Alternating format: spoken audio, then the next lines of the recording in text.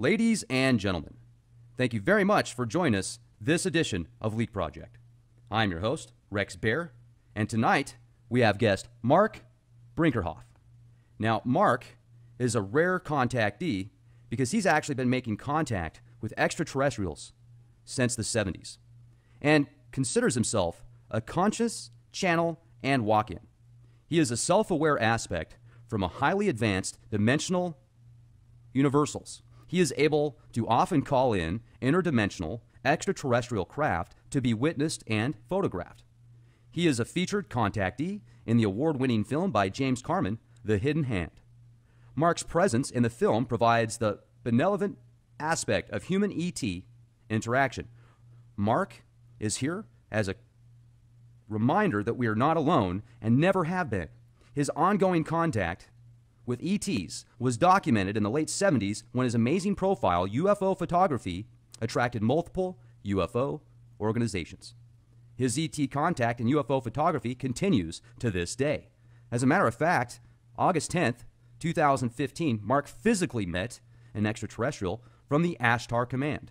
And this was in Central Park, folks, where he often goes to meditate and shoot photographs of flying saucers.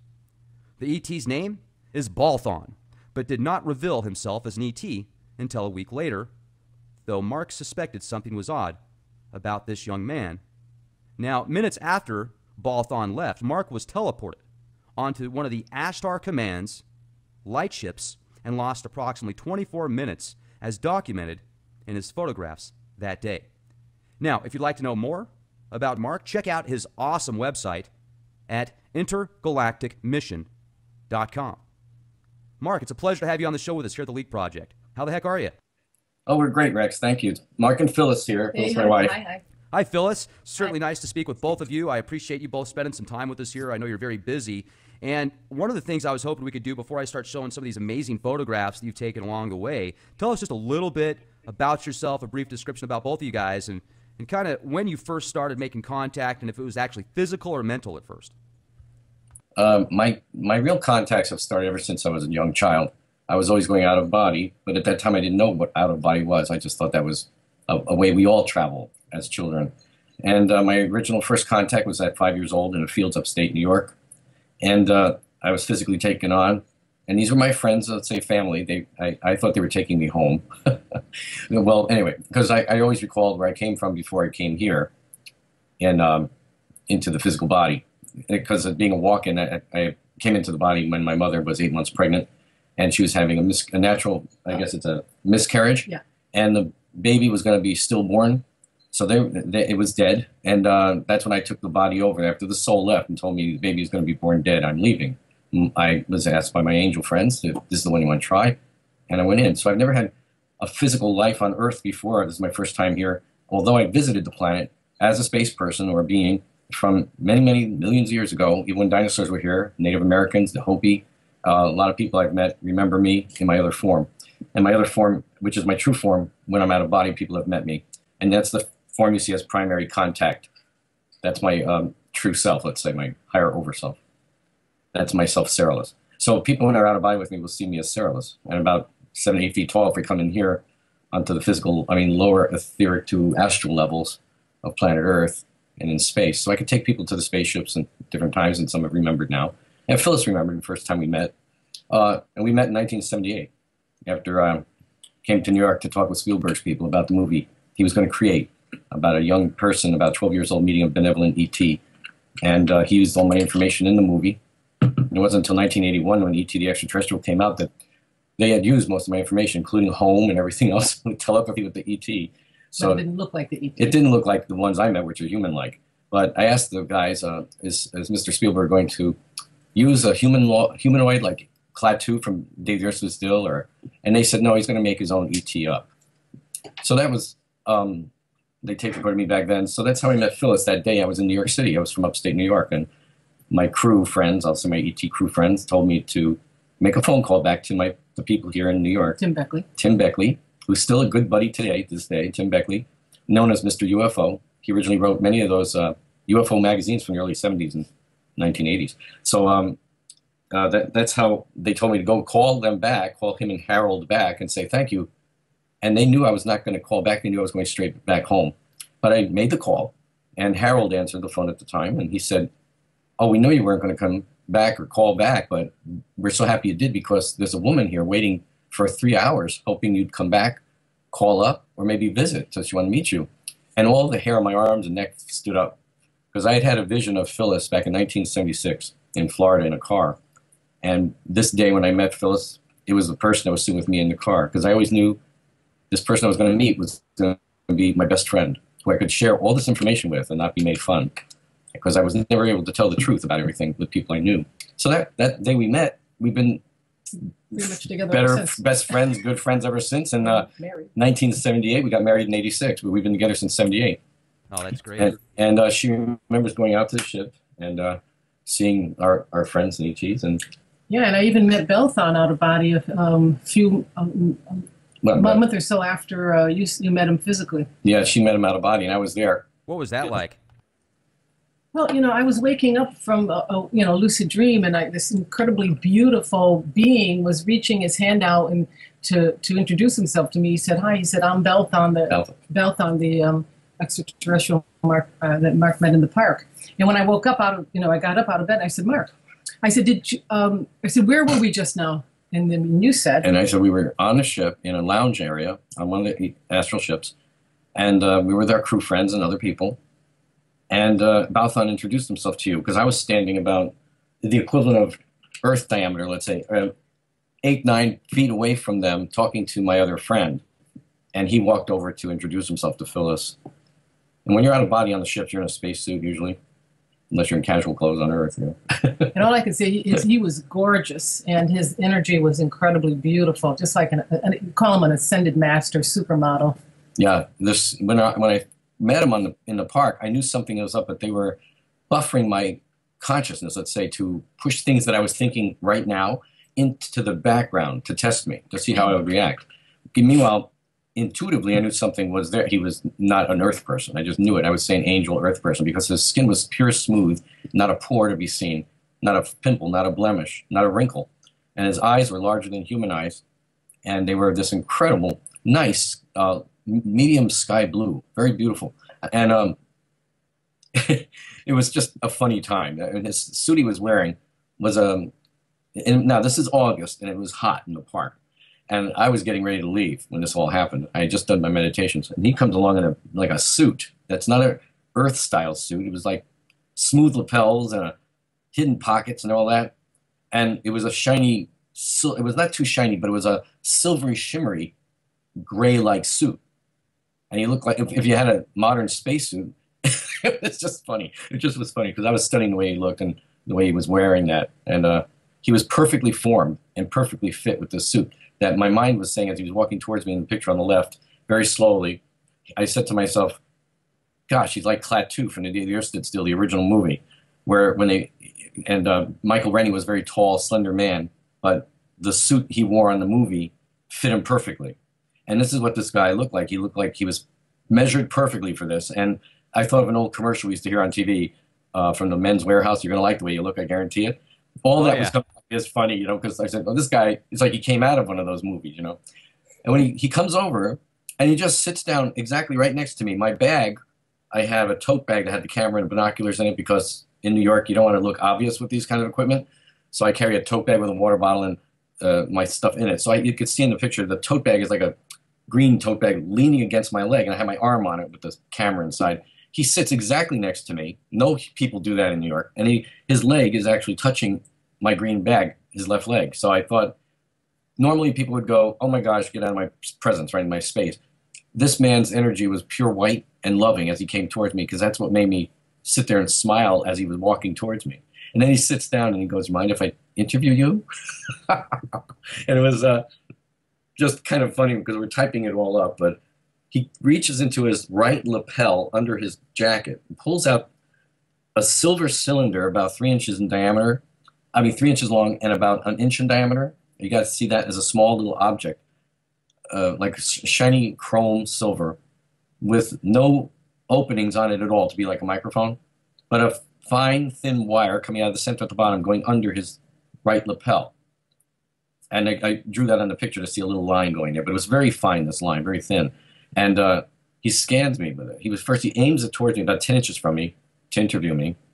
Then he starts moving it around my neck, towards the top of my head, towards my solar plexus and tummy. He's moving it around me as I'm talking with him.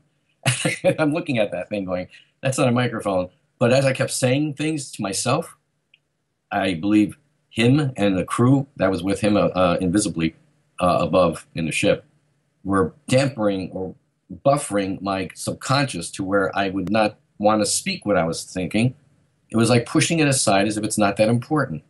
It was the strangest feeling because your intuition is saying, oh, this isn't real. This guy is not, this is not a human. But your words aren't coming out to say that. He never once at all says who he is, where he's from, if he's some college kid doing some studies, nothing. He never says anything. He just let me talk. So at one point I said, I was talking about something like modern, because he said, do you mind if I interview you? And I said, about what? And he said, how about what's happening right now? And that's what he said. So in my mind, I'm going, right now at this moment, sitting on a bench with this guy, right now in New York State, right now in the world, right now in politics. I don't know what he was trying to say right now, because I really thought he meant right now, but it made no sense. But it did in one way. Right. So he scanned me, and I started talking about, I guess, all the things that were happening in New York in August about politics quickly, because I hate politics and I don't like to be involved with it. But I just mentioned that because it was all the news. We have one that's awake here. And all he did is smile with his beautiful teeth, like the teeth you wish you had, and shook his head lightly up and down like yes, yeah. But he never said anything. So I didn't know if he was pretending to be agreeing with me or just going along. But as he did this, he'd look at me, and with his eyes, he'd look up to his right, to the sky, look directly at me again, and look back up to the sky as if trying to direct me to look up to the sky with his eyes.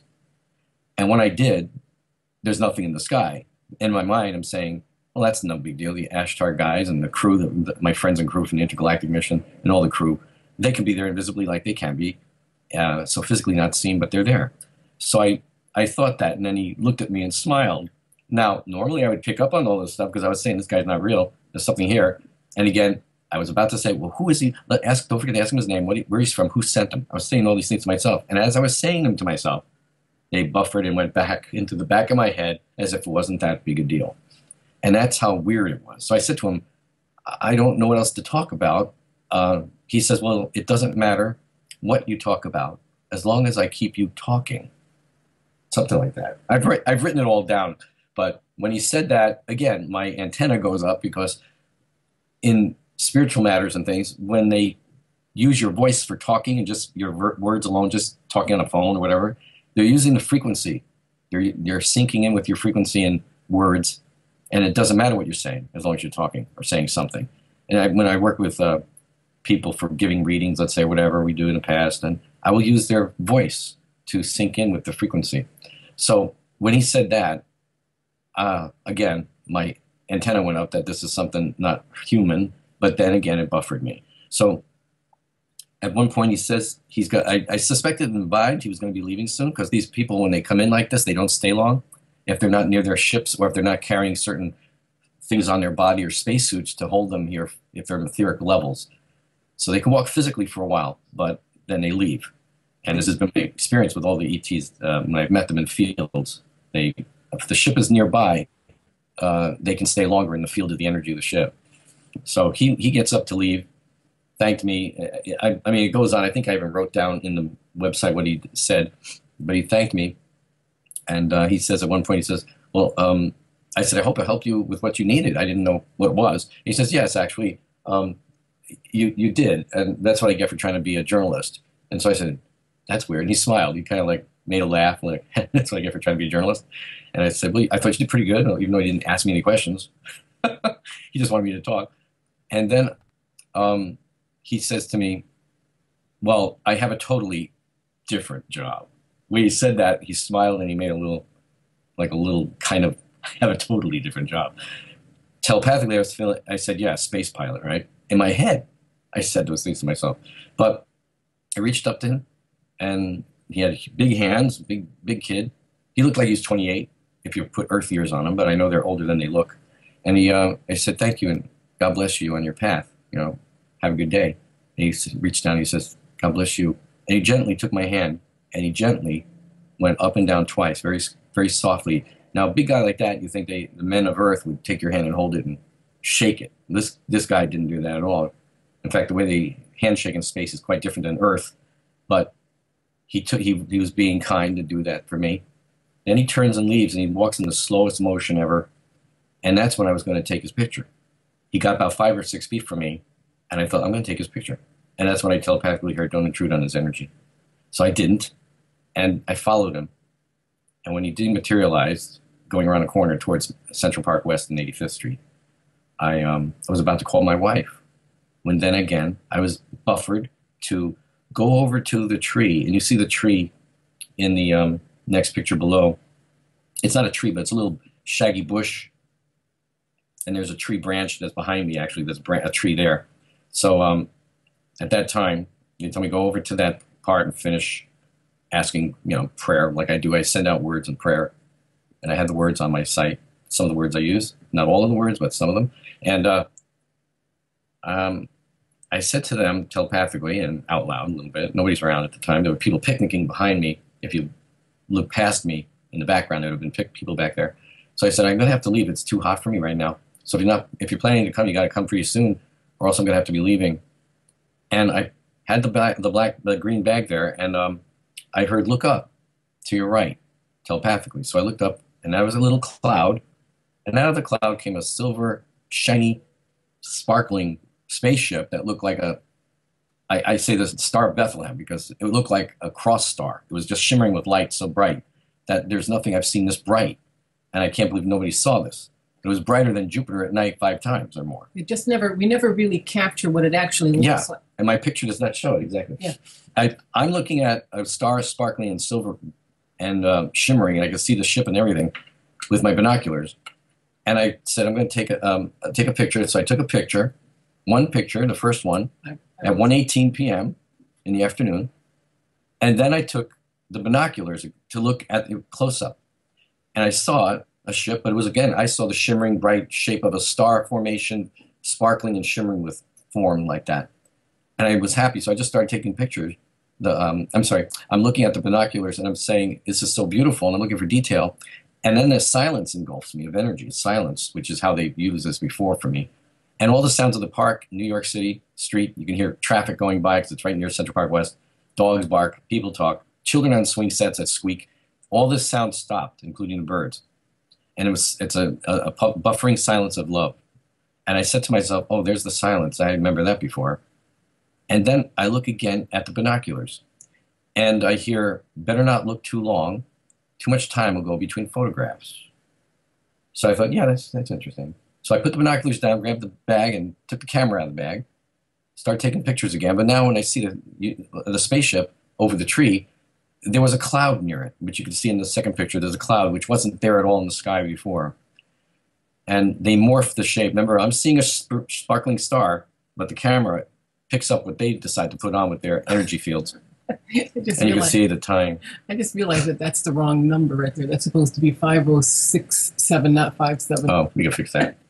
Okay, it's 5067, not 5057 by accident. And 5068 is 142.46. I have it right on the bottom, but I made a mistake on the top. Yeah, it's okay. Okay, no big deal. No big deal. It's going to be fixed. I just noticed it. We get lost in translation. Okay, keep going. But you can see there was the 24 minutes missing from frame 1 to frame 2. But when I take pictures, I take them in seconds. I keep snapping the camera. So now you can see on the next picture, 6:09, 48 seconds instead of 46, and then 55 seconds, 59 seconds, a minute and 43, and then a minute 43 and 7 seconds. I just keep taking pictures. And then the UFO starts to move to my left, and I took pictures until it went into another little poofy cloud, a very little tiny cloud of whispering, wispy looking. And I waited for it to come out the extra little space that was there. It would have been half an inch in the sky. It would go in, and it never came out. So I told them, I said, well, I figured you came in your cloud and you leave in a cloud. That's what they do. A lot of times they'll do that. And then they told me, when I get home, tell Phyllis to download these as soon as she can. They're very important. But when I get home, for me in the park, it felt like 45 minutes at the most I was up there, because I was definitely not there for an hour. It was too hot. When I got home to our doorman area, we have a camera, a clock in the lobby. it looked different to me, the clock. And I thought, something's wrong with the clock. Then I get upstairs to our place here, and I come in, the clocks are all 2:25. Going, how can this be 2:25? I wasn't up there that long. What happened? So I didn't think about it. I just thought, okay, I must have been what? You know, because I meditate and do things in words and prayer. And I thought, well, maybe time went faster than I thought because I don't wear watches. So what happens next is I don't Phyllis download doesn't pictures. download the camera that night because she came home late from work after 8:30 and got late. And then I kept, she looked at the pictures and we didn't think they were as big on the camera. You can't see them as clear. But it ends up a week later, she was able to download them on a Friday. And that's when I was sitting on the sofa and she said to me, Mark, why would you take a picture of on the spaceship and then wait 24 minutes to take another one? I said, well, I never do that. She goes, you did here.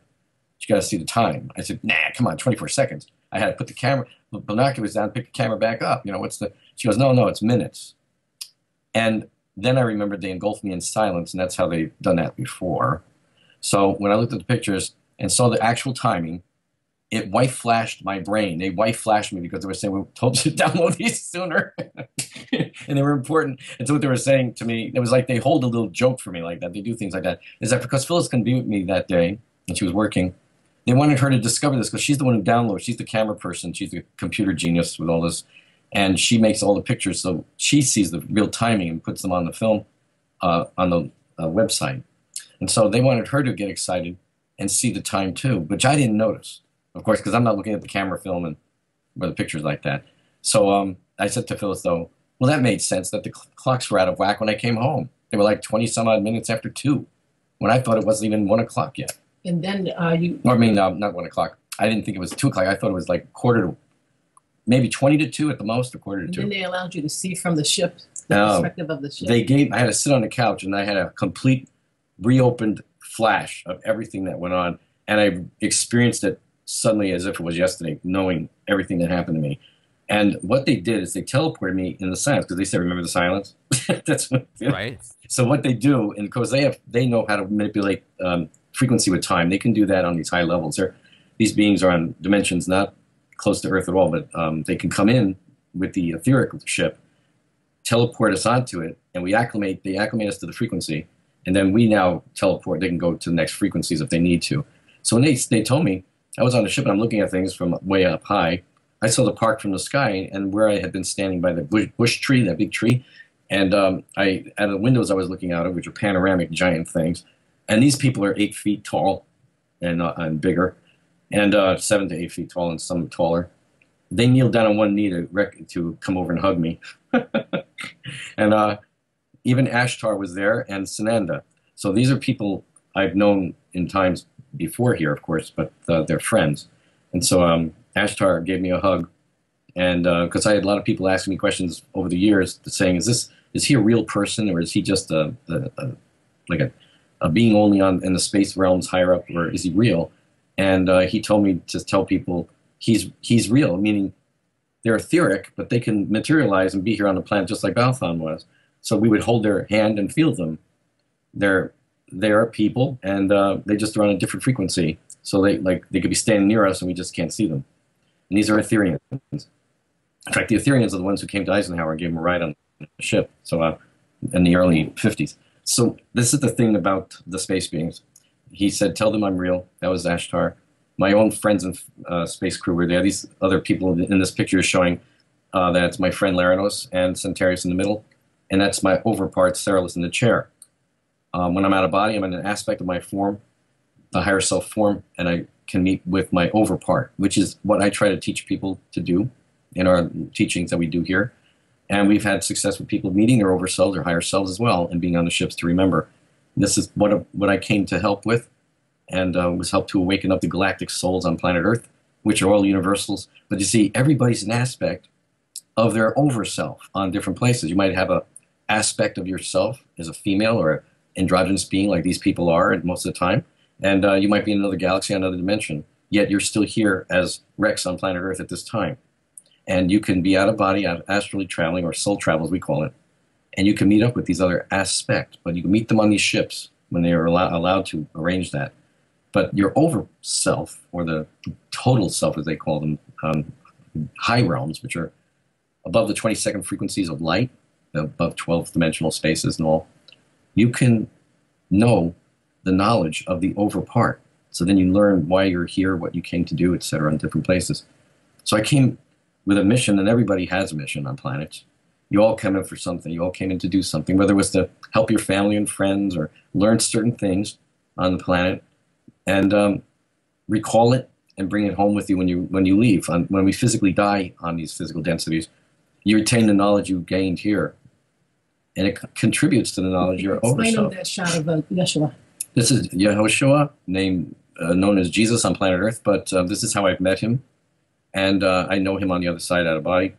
So when he's working around the Earth realms, which are the first through seventh realms on frequencies around Earth, and within the frequencies of the seven planes, you might see him looking like the way people expect, the long hair and a beard. Not always does he have a beard, but he does have these incredible blue eyes. And when on the higher realms, on the frequencies above 7th and 8th and 9th and 10th, he appears mostly as Sananda, who I've always known him as, and that's in the other picture of the extraterrestrials here on the left. It's Sananda. And they're all androgynous people. They can be any sex they appear to be at any time on those high dimensions. And most will choose to be in a form that fits their energy or how they feel. But they're all acknowledged of their masculine and feminine sides. And some, there's androgynous, there's all different types. So if you feel like today focusing as a male, you can. If you feel like you're someplace else and you feel like focusing as female or androgynous, you can. And no ET out there cares about that because they all understand it. They all understand. Everybody is telepathically connected. So they can't hide things from these beings. And they're all love. And I've always asked them in the past, they said, people want to say disclosure, etc., right? They're waiting for disclosure. The thing is, disclosure is happening all the time to the people who they come to. These beings and our friends and families will access and come to their own. They always said we go to those we know, those who work with us or know us, or we know from past times and other places, because only on Earth we think of past lives and things. So, these dimensions, these physical densities. And in space, we jokingly, not being bad in jokes, but Earth is known as a cosmic boot camp, a place where you can get physical density, heavy dense level, and test yourself. So most times people try to set up memories to come to them. Maybe when you go to another country, they might have a flash of something that they would not know of normally. It only has to do with that country. And they would say, how would I know this? I'd never been here before. But in a past life, they might have lived there. And then they might know all the street names or know where things are located, even though they've never visited there before. And this has happened to people. But what we seem to be, what Marc seems to be mostly oriented to, I like that you're on Astron. Is what we say is our galactic souls that are waking up and saying, wait a minute, I'm very interested in the idea of the universe and space. And these are people that really have higher parts that are out there on these other dimensions. I mean, you could live on the 7th dimension of Earth, around Earth, and be perfectly happy in the most magnificent heaven, that you could possibly imagine. But that wouldn't really be enough for souls like us that are galactic and need an entire universe to traverse. I've met enough people on planet Earth now that in all these years, I've been giving lectures since the 70s, and a lot of people are afraid of space travel, and some people are afraid of leaving a planet. And I tell them it's okay. There's people out in space in different planet systems that are like here. They love the planet, working in dirt, and they love physical stuff. It's fine. But they also have space access if they want it. So if they want to go on a trip, they can go to another planet, like people take a cruise ship here on Earth. So there are people that love the planets and want to be on. That's good. This is what we need. Then on the different realms, different frequency realms, let's say above 5th and 6th, 7th, and 8th and 9th and 10th, you're going to come to more galactic universal information. And they will train you and teach you things and about different the way spaceships work. Some of them, they're all telepathic, most of the ships, but they connect with the soul and the person who's going to run a ship, let's say that day. I can teach on all this information because I've experienced it with people and myself. So it's fun that you're on Astron because he is the person I've known forever. He's like my big brother. He's in charge of a lot of things, the Astron Galactic Command. And you've heard of Ashtar, this being is real. He operates a command around this galaxy here, or mostly our solar systems, or closer solar systems around the Earth. And they work as a protection force and work with people. and also teaching people on the other side when they come out of body. The ships that are around the planet Earth. There's And three they work huge with each ones. other. But all the alliance groups, all these groups work with each other. The intergalactic mission is an actual mission in space, utilized with the Christ group, and we all work together. So many of the people involved with the Christ group are part of the intergalactic mission, which is universal and omniversal. And that means many universes, which we've been to, different universes. There's millions. So you can't even, there's millions and billions of galaxies, and there's many universes, so we can't get into all that. But Astron was the voice that was on the British televisions in 1977 on November 25th. And I went to England in 78 to find people who had heard the voice or had some information on that, because people were saying it was Ashtar, but it wasn't. And the reason is because Astron, who is my biggest brother in space, my friend and family, came to me a week before and told me they were going to do a test to try something, but it wouldn't happen for about a week. But I'm just letting you know. And I was heading to a UFO group of people at the time in Yorktown Heights, New York. And they said, he said, so take my name, write it down, and when you get to where you're going, give them the name and tell them to write it down, and then to wait for the information, what will happen. It'll be a surprise, but we're testing us to be sure if we can do this. That's all it was about. So a week goes by, and my friend calls me up and says, did you see today's newspapers? And I didn't. And she told me what page to go to. And there it said, this is the voice of Astron. I'm an intergalactic command leader or whatever, but he said, I'm with the intergalactic, an authorized representative of the intergalactic mission. And I clipped out every news article I could find from every newspaper it was in. And they all said the same thing. They all said the same name. So I went to England. I met with a man that was a journalist at the time working with some newspapers. He actually was able to make and put together a transcript because there was no real tape recordings of this, what occurred off of a TV set in those days, in the 70s. Nobody had tape recorders or, videotapes. So this interrupted news stations or something. And different people experienced different parts, and some parts got more information than others in their broadcast because there was static. So when I asked him, I didn't say anything. I said, did you hear the name that was said? He said, yes, it was Asteron. I said, oh, so it's not an Ashtar or an Ashtron or any name like that. And he says, oh, no, it was Asteron. We heard it. So now what's happening on email, Facebook, or not Facebook, YouTube, is there's a lot of misinformation put out about this experience with this talk of what they put over the televisions. But you didn't finish.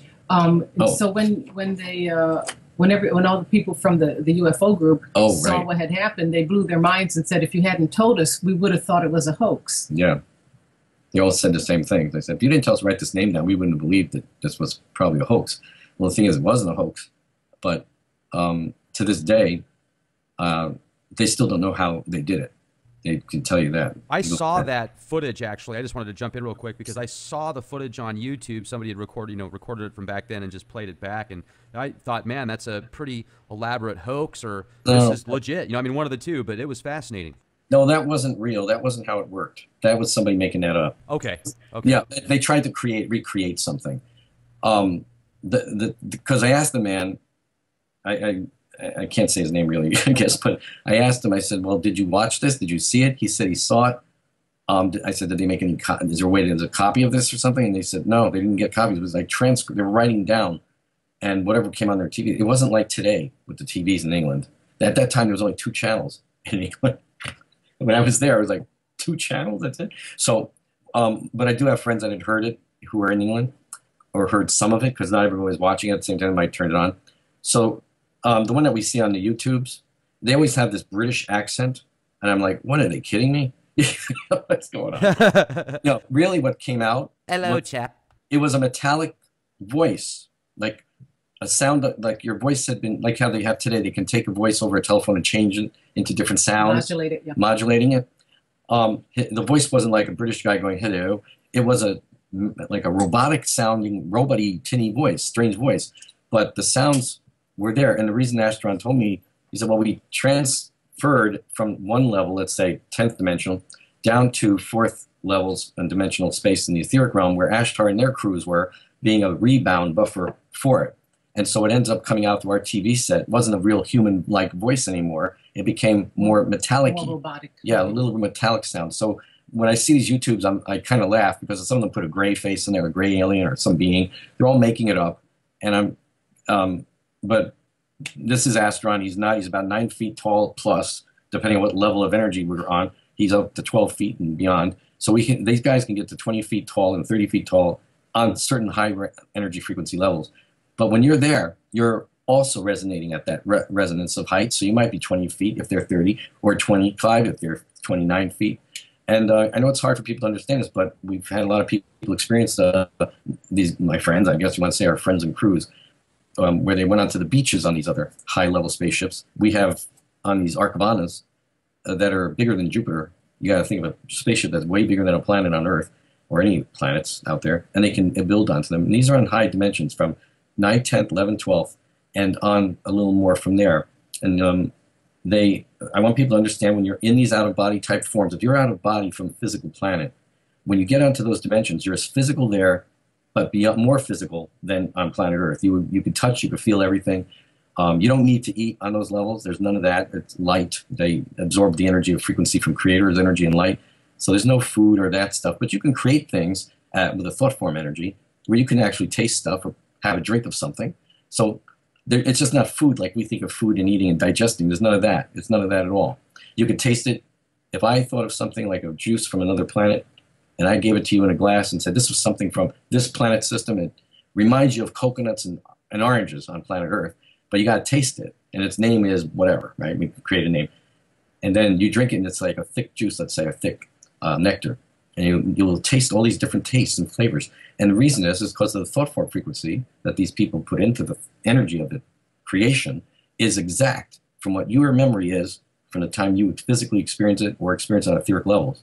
So you can create things when you're up there someday on the other levels, and you can say, I was on planet Earth in 2007, and I tried a cocktail of tomato juice and blended juices, and this is what it tastes like. It was really cool. And this alien might be there saying, I've never been to that planet. And you say, here's what it tastes like. Just taste it. And they will sip it or drink it or touch it, whatever they want to do, which they can taste through their finger if they need to. And they will taste what you programmed it to taste like. And they will know the flavor that you had. And this is how they experience, too, on different levels. When others haven't gone to certain dimensional spaces, they can experience through the thought forms and the creation of the other person who was. So people on Earth right now listening, everywhere on planet Earth, right now you are very special. And we chose to come in at this time. It's very important. And when our time is finished on planet Earth, when our time is up, and we go back to the levels we come from and where we resonate with home, I call it home levels, you will be able to describe what happened to you to your friends and those who couldn't make it to the planet physicals like this, the physical densities. And we become the witnesses for this planet and for the souls who experienced here. And you'll find you will be defending this planet because it's one of the most beautiful planets in the galaxy. And it's in many galaxies. There's other planets similar to this Earth, but this one has a lot of happening on it. You know, it's got they call it boot camp. But it also, like Yeshua said, or Yehoshua, he said, you can make your own heaven or hell here. It is how you focus and think. If you want to dwell on the negative, you will create negative coming towards you. If you want to focus on only love and light and helping and benevolence towards all souls, you will bring benevolence to you. And that's what he meant about creating a heaven on earth.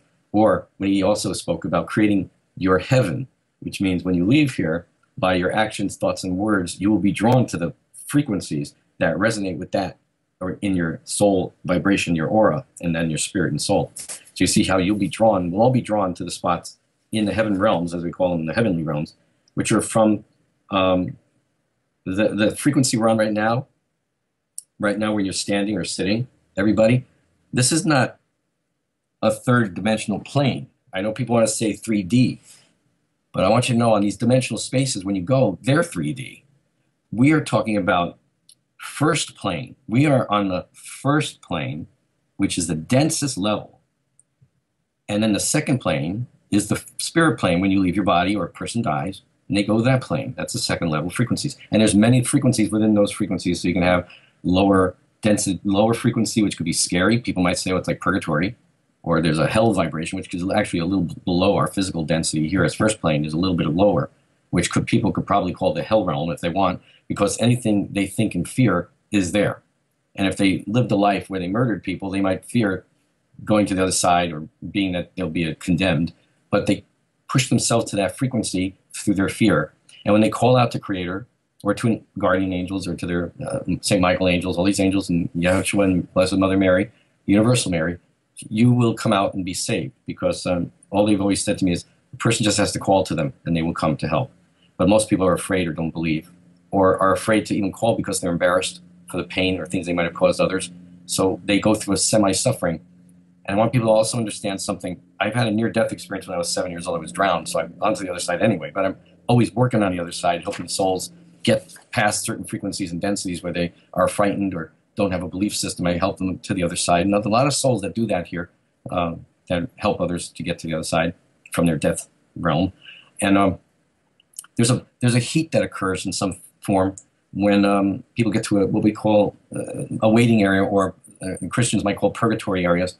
Those are areas where souls wait because they're not ready to move on yet, because maybe they had a lot of drugs in their system or alcoholism or things like that. So the energy has to cleanse from their body energy, physical, as well as the auric energy field of their soul. So if they passed on in a drunk state or a drug state, it takes roughly 3 days, Earth days, to acclimate that energy to the other side for the soul, depending on their spiritual wisdom as well. Those who are spiritually connected and what they've studied will get further faster, because they will understand I can just focus to Creator, focus to Yehoshua, known as Jesus, or ask for help from my guardian angels and they guide me. But if people don't believe in that life after death, they get stuck a little bit. So everybody listening, in that purgatory space, or that lower space, it's like not lower evil, it's just a waiting zone. Like people from 9/11 went to that zone because they died in shock, fear, and then they get acclimated. Sometimes, depending on how we were, if we have a lot of toxins and poisons in our body, as well as our thoughts, which is like a lot of negative thoughts, we're going to feel an energy cleanse go through our whole body, from the soles of our feet straight out, right up and through our heads, actually. It just goes right on your whole aura, on that dimensional space. And that, to some people, might feel like a fire. So they might be scared for a moment and think they're being burned. But it's not that hot, it's just the heat, and it comes up really quick and cleanses the energy fields of the soul's body form on the outsides. So this acclimates them faster to that level. It's a cleansing effect. And I know people might be afraid of that, but it's not to be afraid of. It's like almost like putting your hands under hot water, as hot as you can take it. And that's it. Want to talk to him about that picture? Sure. This was his latest image, which we thought was spectacular. Oh yeah, this is mind-boggling. I'm looking at this and I'm thinking of this, Egyptian gold spaceship straight up from Thoth himself. I mean, this is awesome. Did you see though on one of like the yod? If you track down, you can. They actually put a cross on the edge of. You see it? Oh, here. Down a little bit. Go down a little. 5592 has a cross on the edge of the craft. That's the Christ group pushing that symbol, and there's a couple other crosses in different spots. But that's very. I got to ask a question if I can. Materialized. Yeah. Real quick, because it came to my mind. Christ in the Bible, Jesus in the Abrahamic texts, anyways. I mean, he's Middle Eastern, right?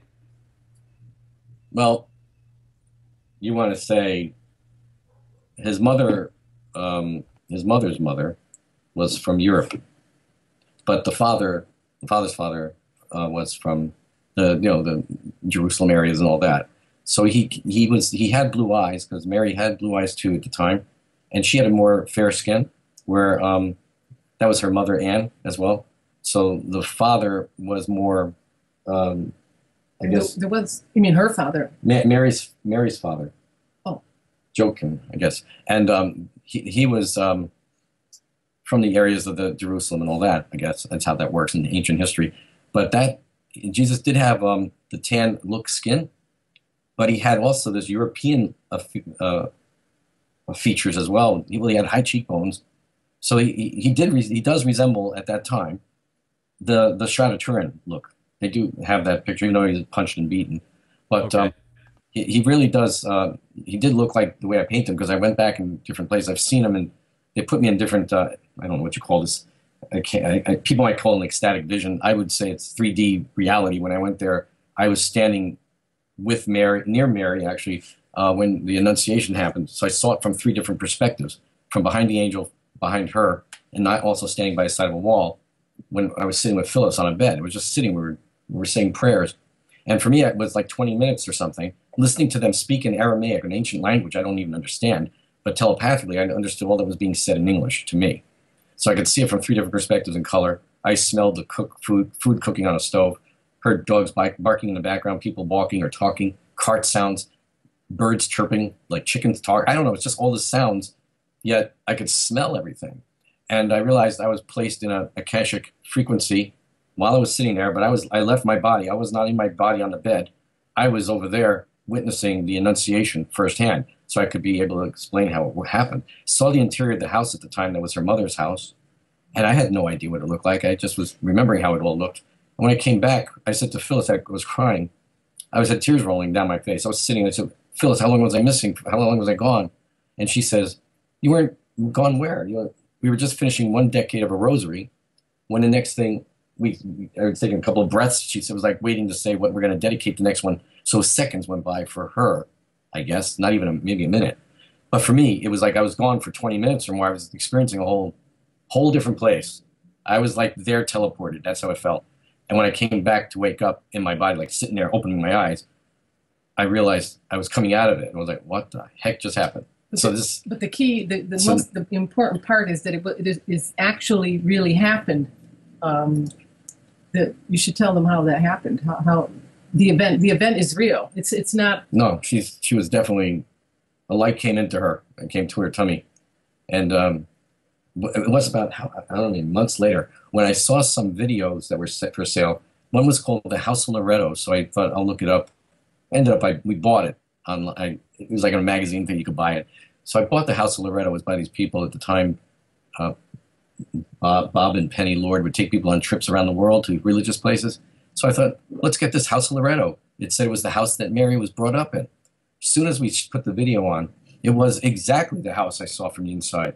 It was perfect. It was the house. So I was like, oh my gosh, I was in that house, and she had a little stool she was sitting on, hemming some clothing, and food was cooking on a little stove effect in the corner. And when you see the house, and it was glass, it was a cabinet with glass on top where they would put dishes.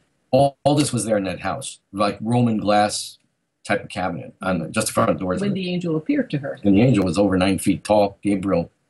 And everything he said was what we all hear, like you're blessed among women and Creator, and Yahweh wants and chose you to be the vessel. And she wasn't that young, but she wasn't that old. And she said, be it according to your word, be done. She acknowledged it.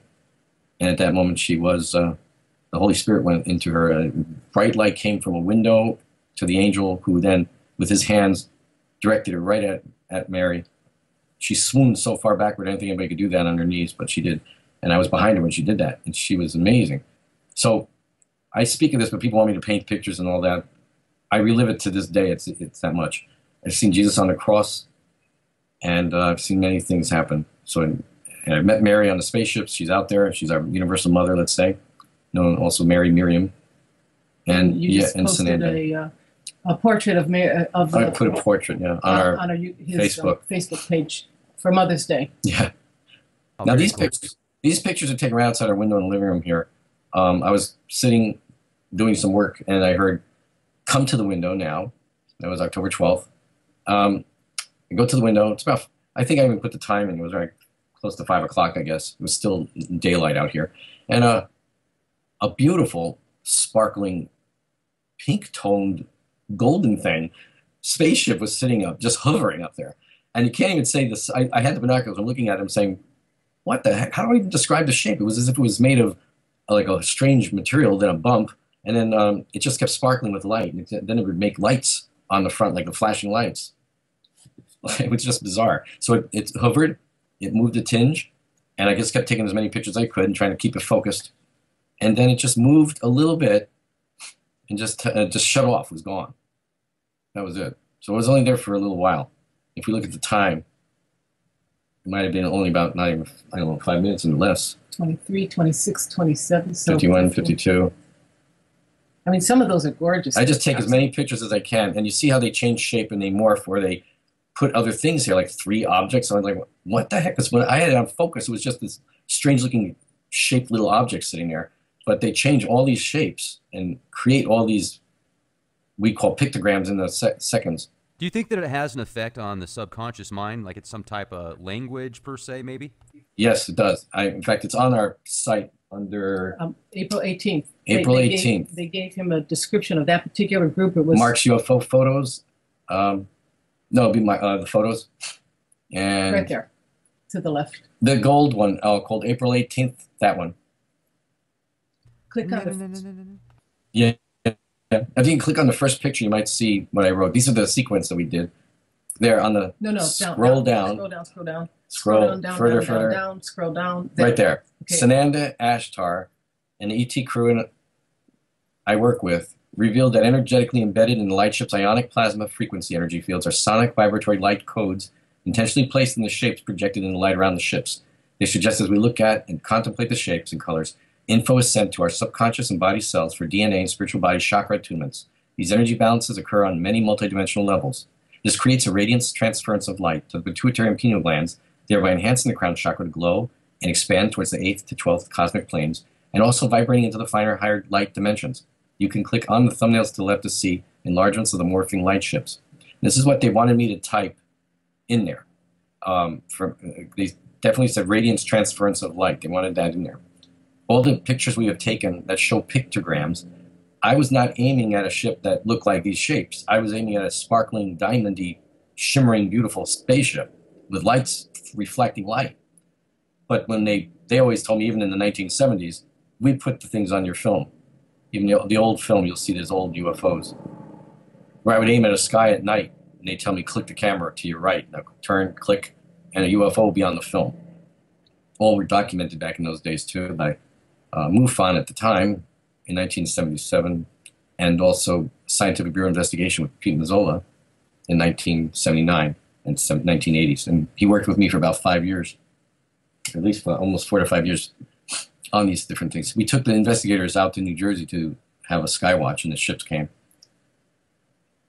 And you can see some of these shapes. One of them, I mean, this is the most bizarre thing, because Phyllis and I are both looking. She took a picture with the other camera, a movie film. Yeah, it shows just a light sparkling. Sparkling in the sky. So anybody looking at that could see the light sparkling. But Marc uses a 300 millimeter lens and just keeps shooting, and that's the way we get the stills. And then I just blend them together to make an animation. I don't touch the. I try not to touch the color. No, like raw film, right? Yeah, he shoots in raw, so I have all of the raw files if anybody ever wanted to look at them, but nobody ever seems to care, but I have them. Now, these are amazing. I'm sure that here's one thing cool about our audience is we've had people on here before that have shown some really good footage of UFOs, and the response has been incredible. So, and these are, in my opinion, some of these are, wow, like that one we just looked at, that gold wishbone. That was amazing. And then one we were just looking at with the 3 different lights, it almost reminds me of some type of drone out of an anime film or something. We talk about this like a mandala. You can actually click the animation. It might show you a little animation of them all put together at the bottom there. YouTube morphing, I guess, if you want.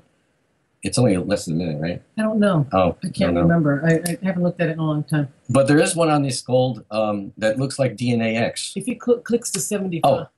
Oh. Whoa. Okay, if you click on the 70. Oh, yeah, there you go. Well, there you go. See on 4576 on the right? 4576? These things, like, what? You look at this stuff and you're going, hello? But they were saying these are morphing. They're doing this on purpose. And this happens within seconds, these things. They can reflect all these things happening, or pictures or pictograms, into the energy field around their ships and make it appear as they want to appear. So we've had A's appearing in this grouping of the 75 UFOs. There's A's for, like, Astron, Ashtar. They were telling us that they were trying to let us know that was who they are. But I knew who they were telepathically. But they just wanted to put the signs in the sky, as they call it. Because they say they are the signs in the sky, the biblical text in the old days.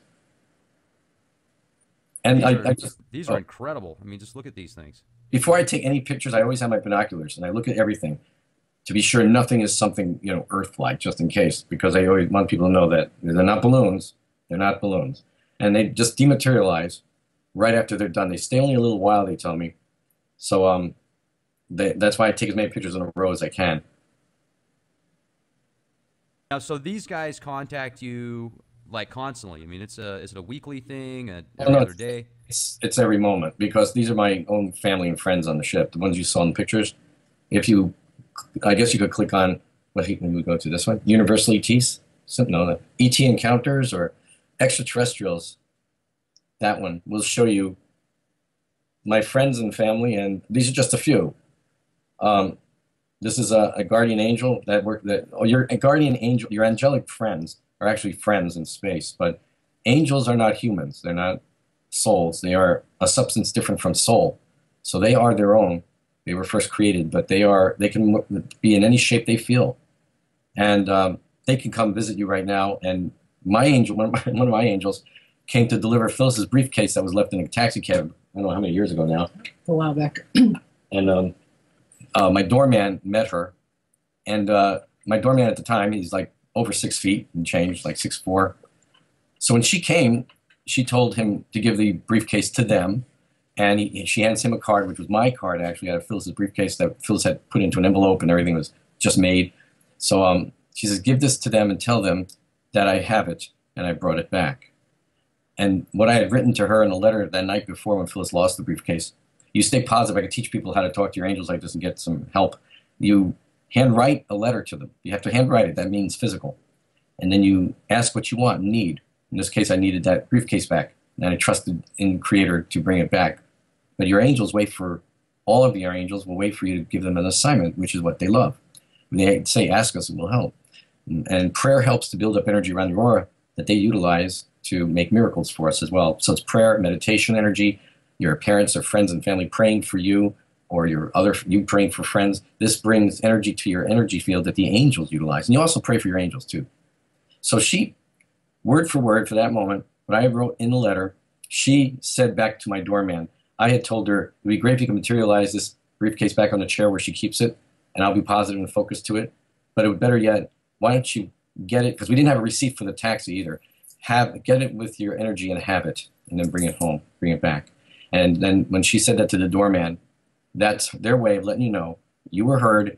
I'm giving you the proof it was me, and because I know my angel, I've met my angels, and physically met them actually in the hospital rooms and things. So I know my angel, and so when my friend, the doorman, described her perfectly after I kept asking to describe what color this, what color hair, whatever. When I said how tall was she, he got nervous and he laughed and he goes, "Oh my gosh." I was looking directly into her eyes, and all I could see was love. He said, the most perfect person I've ever seen, never saw a person like this, but all I could see was love and feel love from God.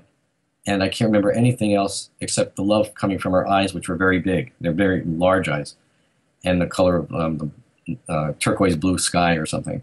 And so she had long golden hair. He showed me where it came to his shoulders and below her shoulders.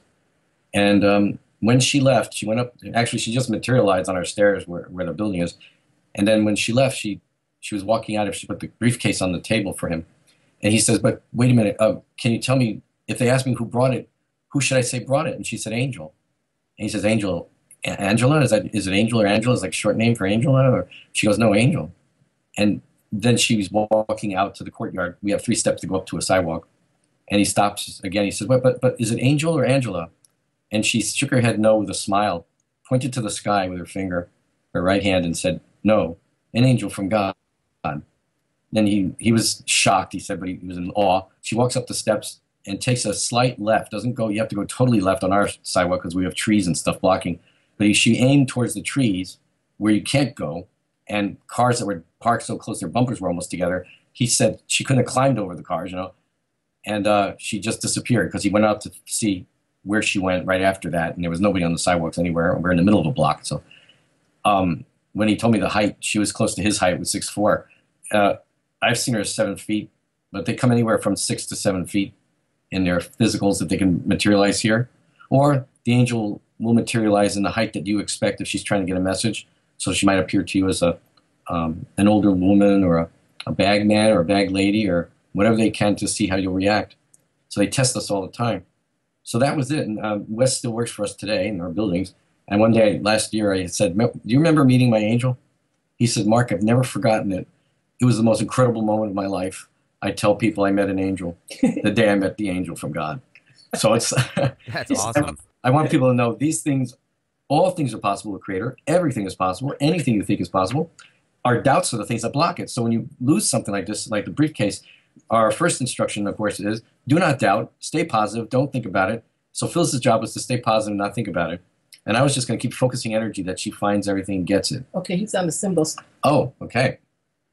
Oh, you know what? I'm still listening to you. I'm just kind of going and showing this as well too while you were talking about that. That's incredible. I mean, I'll tell you, the fact that you've got these angels and guides and interdimensional, extraterrestrial, whatever. I mean, it's just absolutely incredible. How cool is that? You're definitely living in the X-Files meets Fringe, but with a happy ending and not this, you know, oh, let's create these genetically modified extraterrestrial humans that eat people when they get out of line. You know, I mean, these seem like to be really positive energy forces, and I wonder why oftentimes the stuff you see on TV, 90% of the media pushes ETs as being, you know, just demonic, and they just want to take your soul and they want to take the planet for themselves. Maybe it's, you know, just because doom sells. I don't know. What are your thoughts on that? Oh, perfect question, because we are always talking about this. The beings that we know, and these beings other people know, we're not just the only ones, but I do say my friends and family are my friends, and they've always said, don't worry, you know, well, we came from a different galaxy as a group of 12 of us, different ones too in other galaxies now. So the beings that you see in the drawings are my close friends. Sananda, I've known, we all know on the higher realms, but these are benevolent beings. They're what you would call an ascended master ET. They're ascended beings. They're love and they're light. They're beautiful beings. Your future selves. Right? And really, yeah, like Phil said, it is your future self. When you connect to your higher self, to your over self, that's you. That's your total self. You now, as always has been, forever, ever, amen. You know, that for eternity. You have the form, whatever feels right to you and you feel happy in, you become the form you feel good in. And you can take on any sex, any vibe, any feeling you feel. You can be blue, you can have green hair, you can be purple skin, whatever a person feels that they want to feel happy. And going back to why it's so dark down here. Many people take a form that they remember from other times where they had, you know, other beings similar. Yeah, why they're negative down on this planet? Remember, it's boot camp here. Where did those entities go that were cast around because they were trying to say they could be better or more than Creator? There actually were these beings that did that, and they were, like, say, cast down. Okay, so when the crews went up in space, we talk about this. Actually, I worked on the ship, so even before I came here. So when we talk about that, when you say cast down, people think, oh, they were just thrown onto a planet. What it means is from the high realms of light where we were. And since I was a kid, about not even 10 and 11, I was talking about the 12 dimensions beyond on this planet and beyond. But then I said, but there's always more. So no one understood me until like 2000. And you couldn't find any information. The ARE didn't even know because I talked to them. And I told them, look, there's 12 dimensional spaces, yes, that work with densities and frequencies that are physically like this, but you're of a higher vibration. But on higher levels than that, the 22nd and beyond, we're light energies, like light beings of light. So when we're talking now, we're going to have to say trillions of years ago, before thinking of time, when we were all created, there were these beings we will call the angelic beings, and those who went with them, which would have been souls too, who wanted to have pride and vanity and think they were better than anything and that they can create anything. What they didn't understand is they were going in pride and vanity above thinking they were better than God, let's say, better than Creator. Well, that vanity brought them to lower their frequencies. And from that, Creator created, or the beings created, and that Creator created the light realms that would now be able to house these people, these souls and angelic beings. So when it said cast down, it created frequencies like earth densities and a little lower than that. Like physical density like here, the physical density of the etheric level, low etheric levels, and this physical level we're on now, and a lower level of densities where these entities can be. And that's where they were cast down. Doesn't mean we're just cast down to planet Earth. It means they're cast down to that densities that are heavy like that. So if there's a planet physical density like Earth in the other parts of the galaxy and other solar systems out there, it doesn't mean being all people are subject to these negative beings. If there are tested grounds, they will be. But if a soul is of high like-mindedness, there are beings out there as physical as we are that are masters, that can handle this stuff. These entities don't bother them because they can't get near their energy field. There are entities in space that are physical, semi-physical, and etheric that never went through what the Earth has gone through, where they went into this evil realm. They just never murdered another person. They stayed with the true teachings that Creator set forth in the high realms, which was to love each other as your brothers and sisters and be one with each other in that way. Because Earth is a dense, very dense planet, it is one of the lowest of the density physicals. We'll say that's why it's a boot camp or a training ground. Because these entities are down here as well in this low levels, and because they can trick people easily, because the souls came in to forget to train themselves, they're given a veil of remembrance, so they don't remember everything they did in their past times in other places. That's when these entities test people, and they will test their, what do we say, their spiritual qualities, I guess, vanity, ego. I guess the 7 deadly sins. Yeah, different things that are on the dense levels like this. They can test people and say, you know, that you're better than them, you're better than that person, you're prettier, you're more handsome, and that's not what it's about on this density. That's not what it's about. Because like a car, there are so many different cars out there in different models, from hatchbacks to the Bug to a SUV or whatever. We are the soul in that SUV, or the soul is the car. We are the inside the car driving that soul, which is the body, that the soul is operating the body. So we don't see the souls for who they really are. We're seeing these outer forms, which are different shells. And the fact that people try to judge a shell better than another shell is not fair, not right, not to be done. And it's not done on those high levels at all. Also, I think, and you've said this before, if you're a soul, you have to be a very bold and strong soul to choose to come into a reality like this and to test yourself, because you could probably have 50 etheric lives or 100 or 100 on an etheric level, and that you wouldn't advance as far as you would having one life on Earth, because Earth is so difficult. And if you can really get to a higher level of awareness in this density, you have really, it's like you went from kindergarten to PhD. Or you can just have 100 nice, easy etheric lives and not have very many challenges, which is nice too. But the souls that have come into this density, they are courageous. Yes. Let me ask a question if I can, and that's certainly a good way to look at it. I appreciate that thought process. The powers that be, whoever they are, whoever's pulling the strings at the very top level, seems to really be pushing this dark agenda. I mean, if you look at the global wars, healthcare is not healthcare. I consider it more death care. Let's keep people sick and just to the point where they're healthy enough to survive, but continue to feed off of these products and these pharmaceuticals. That most of the foods out there are not clean. Animals that are slaughtered are done in a horrible way in these factory farms, where they just basically put them through these conveyor belts. Okay, we're going to kill you next, kill you next, kill you next, kill you next, whatever. So is there like a faction of some pretty bad dudes, space guys or whatever, that have all this power and control and can shapeshift to look like us? I mean, what's going on, man? Have you ever talked to your space friends about this and said, hey, what about everybody else? Yeah. I forgot. I'm so sorry I didn't get back to what we were talking about. I went off again. So sorry. Oh, no need at all. The negative realms, the things that are happening here, is why you see this, like we call it the cosmic boot camp, is the negative stuff, the battle that's happening here all the time. These dense levels like physical planet Earth. So yeah, we have to fight really hard. The more the light you bring around you, the more you have to even fight these negative beings, or these playful greebles, or lower astrals, we call them, all different types of names, or people might say Satan, or evil. It's okay. They're all working together in that way to bring us down in our light, because they take that energy when they can. And I tell people to stay away from bars, because in the bars are these lower astrals I've seen, because I was invited to one time and I saw them, and I don't drink, and I don't take drugs, and I don't smoke, I don't do that, but I never have. But the thing is these beings hang out in areas like that. Wherever, let's say, drugs are sold, alcohol, pornography, all these places, these beings stay and hang out, succubus, because they take energy from the energy field of the soul or the person who walks in or drinks the booze, whatever they're doing, and they lose their energy in that. Maybe they fight, they get negative. These beings take that energy from their auric field, so they end up feeling depleted.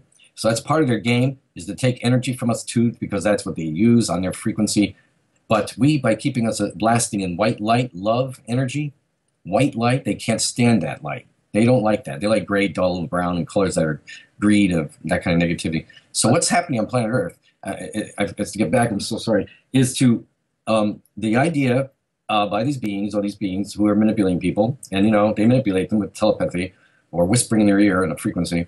They want to keep everything frightened, scary, negative, ways to keep people frightened and scared, like the Earth's going to blow up, things are going to hit the planet, meteors are coming to blow you up. These are the way they keep people distracted and frightened, and energy, and the energy of fear. But the Matrix is right. The Earth has flipped a few times already and destroyed, you know, civilizations in the past. This isn't anything new. It just happens to be coming to a head right now in negativity. But things have been pretty bad for a long time. I don't think you can look at the last 2,000 years in our history and say that there were any, you know, good times. I mean, if you go back, certainly even 500 years ago, when you've got these women that were being burnt at the stake because someone would call them a witch, who knows? And even if they were, I mean, are you going to go burn them at the stake now? I mean, give me a break. It's just, so yeah, you're absolutely right. You look at some of the torture chambers and mechanisms that were used back in the Crusades and medieval times. I mean, it's horrific, you know, so I can definitely see where you're going with that. You can see how people are manipulated to do that. But it's happening right now. It's happening now, yeah. What we like to say is that, you know, it's Armageddon every single second somewhere for someone. Were they ready to forgive their transgressor and move to the next level of consciousness if they happen to be killed? Because somebody somewhere right now has just died, and did they die a violent death? Did they die a fair death, a bad death, a good death? You know, this is what we're trying to say. It's like, yeah, things are pretty bad down here, and will they get better? You know, we don't know. You know, we don't know if in fact, you know, and we have a real heart after animals, so we really understand how you feel about the mistreatment of the animals in the food system and all of that. It's to me, that's even more devastating than what people have to go through, because I know people have karma and animals are pure and innocent. So, you know, it's a difficult realm. This is a heck of a realm that we're all living in. But you're not supposed to kill yourself, everybody, because it'll just bring you back to accomplish and fix what you did, or relive certain things all over again just to finish it. So even though we're challenged and all these things go on, in truth, in your heart, you wouldn't want to switch places with somebody else, because you know your past event, you know your event, why you chose to come here, and this is what it's about. We are all, like, the Akashic energy frequencies are all around us. It is not a place to go like a library. It is a frequency. And within that frequency, and even finer, the Akashic energy field is within the frequency of what we call in space the elliptical webs. That frequency is even finer, shimmers like diamonds and blue and light and colors. But if you could see with physical eyes, it would look like sparkles all over the place. But on the high realms, you can actually see it when you ask to see it. And within that frequency holds all of us, the frequency of Creator's light, what it's using. Then the Akashic frequency is mixed in with that frequency of the elliptical web, because it records everything in every way, thought forms, thoughts, actions, words, deeds, everything. So when they play back your information when we pass on, and they ask you, how have you helped and who have you loved, or things like that, that's what they ask, your overpart. How did you help, and how did you love? They want to know. They don't care if you made millions. They don't care if you built skyscrapers and boats. They want to know who you helped and how you loved as soul. So it's very important. He's on an incredible. You're on an incredible. Oh, you're in the pictograms. You're on an incredible group right now, which we haven't even really. Wow. Yeah, I didn't go into that one, but this one was a picture of UFO. When I was taking the picture of the UFO, what I saw in the sky was again a sparkling diamond of silver. When I got home to see the pictures, this is what they put on the film. Looks like a seashell in the sky. In close-up, this one, the heart, the one above is I love you. They told me that. I said, oh, we thought it was like a lotus flower opening, or like symbolic lotus image. And they said, well, actually, go look up sign for sign language. And I said, okay. So I had to go to the computer and look it up and look up sign. And they said, look for love you. And then there it was, I love you. They said that's what they were trying to attempt with the frequency. And the one next to it is extraordinary. The one next to it is 4665.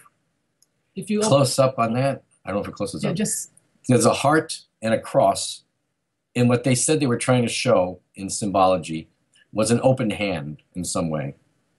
Like a hand. They had a little frequency stuff going on with the hearts. They were doing a lot of hearts to let us know they love us. They had one that was like reaching up and... It's to the right, yeah, that one. That one there, 4659, is like they said a hand reaching up. Like they ask us, They cannot come to you. They say, we cannot come to you. We can't do that first because that would be intruding. You have to come to us first, and we can then come to you. So everybody listening, you go out there in prayer and thought. Always ask for benevolence and light. Don't just willy-nilly ask for any ET to show up, and don't go flashing your flashlights at any UFO you think you see flying by, because it might not be the benevolent groups. It might be the lower ones or the Earth-based types who are, you know, playful, let's say, or not playful. And military Earth has some of their own little spaceship things they're utilizing around the planet. They don't all fly into deep space, though. Any space travel Earth has done has come from ETs helping them. And I used to tell people, you know, when they went to the moon, and you know why they haven't been back in all those years? And it's because you weren't invited back. Right. Now, what do you think's on the moon? Oh, I've seen it. I've been there. And Ingo Swann and I connected with that. Oh, man, I got to jump in real quick, Mark. You brought up Ingo Swann. Talk about synchronicities. I literally was talking about Ingo Swann earlier today, just a few hours ago. We had Lynn Buchanan on the show. Oh, okay. And he's he was friends with Ingo. I mean, they worked together back in the Stargate project. And I asked him that exact question. I brought that up. I said, what about Ingo Swann talking about being on or doing a remote viewing session of the moon when some men in black took him underground, and he remote viewed these naked humanoids on the moon in green mist doing this mining type operation? Well, yeah, there's different types of beings, but they were more scientific types. I was 5 years old when I went out of body to the moon because I used to love to look at the moon in the sky. And I've been to the moon in past times, experienced in other times, let's say my space travel times before I came here. And we visited Earth a lot. And we've been working around the Earth for many times. I told my father I was in a spaceship that buzzed with the over the capital of Washington in early 1951.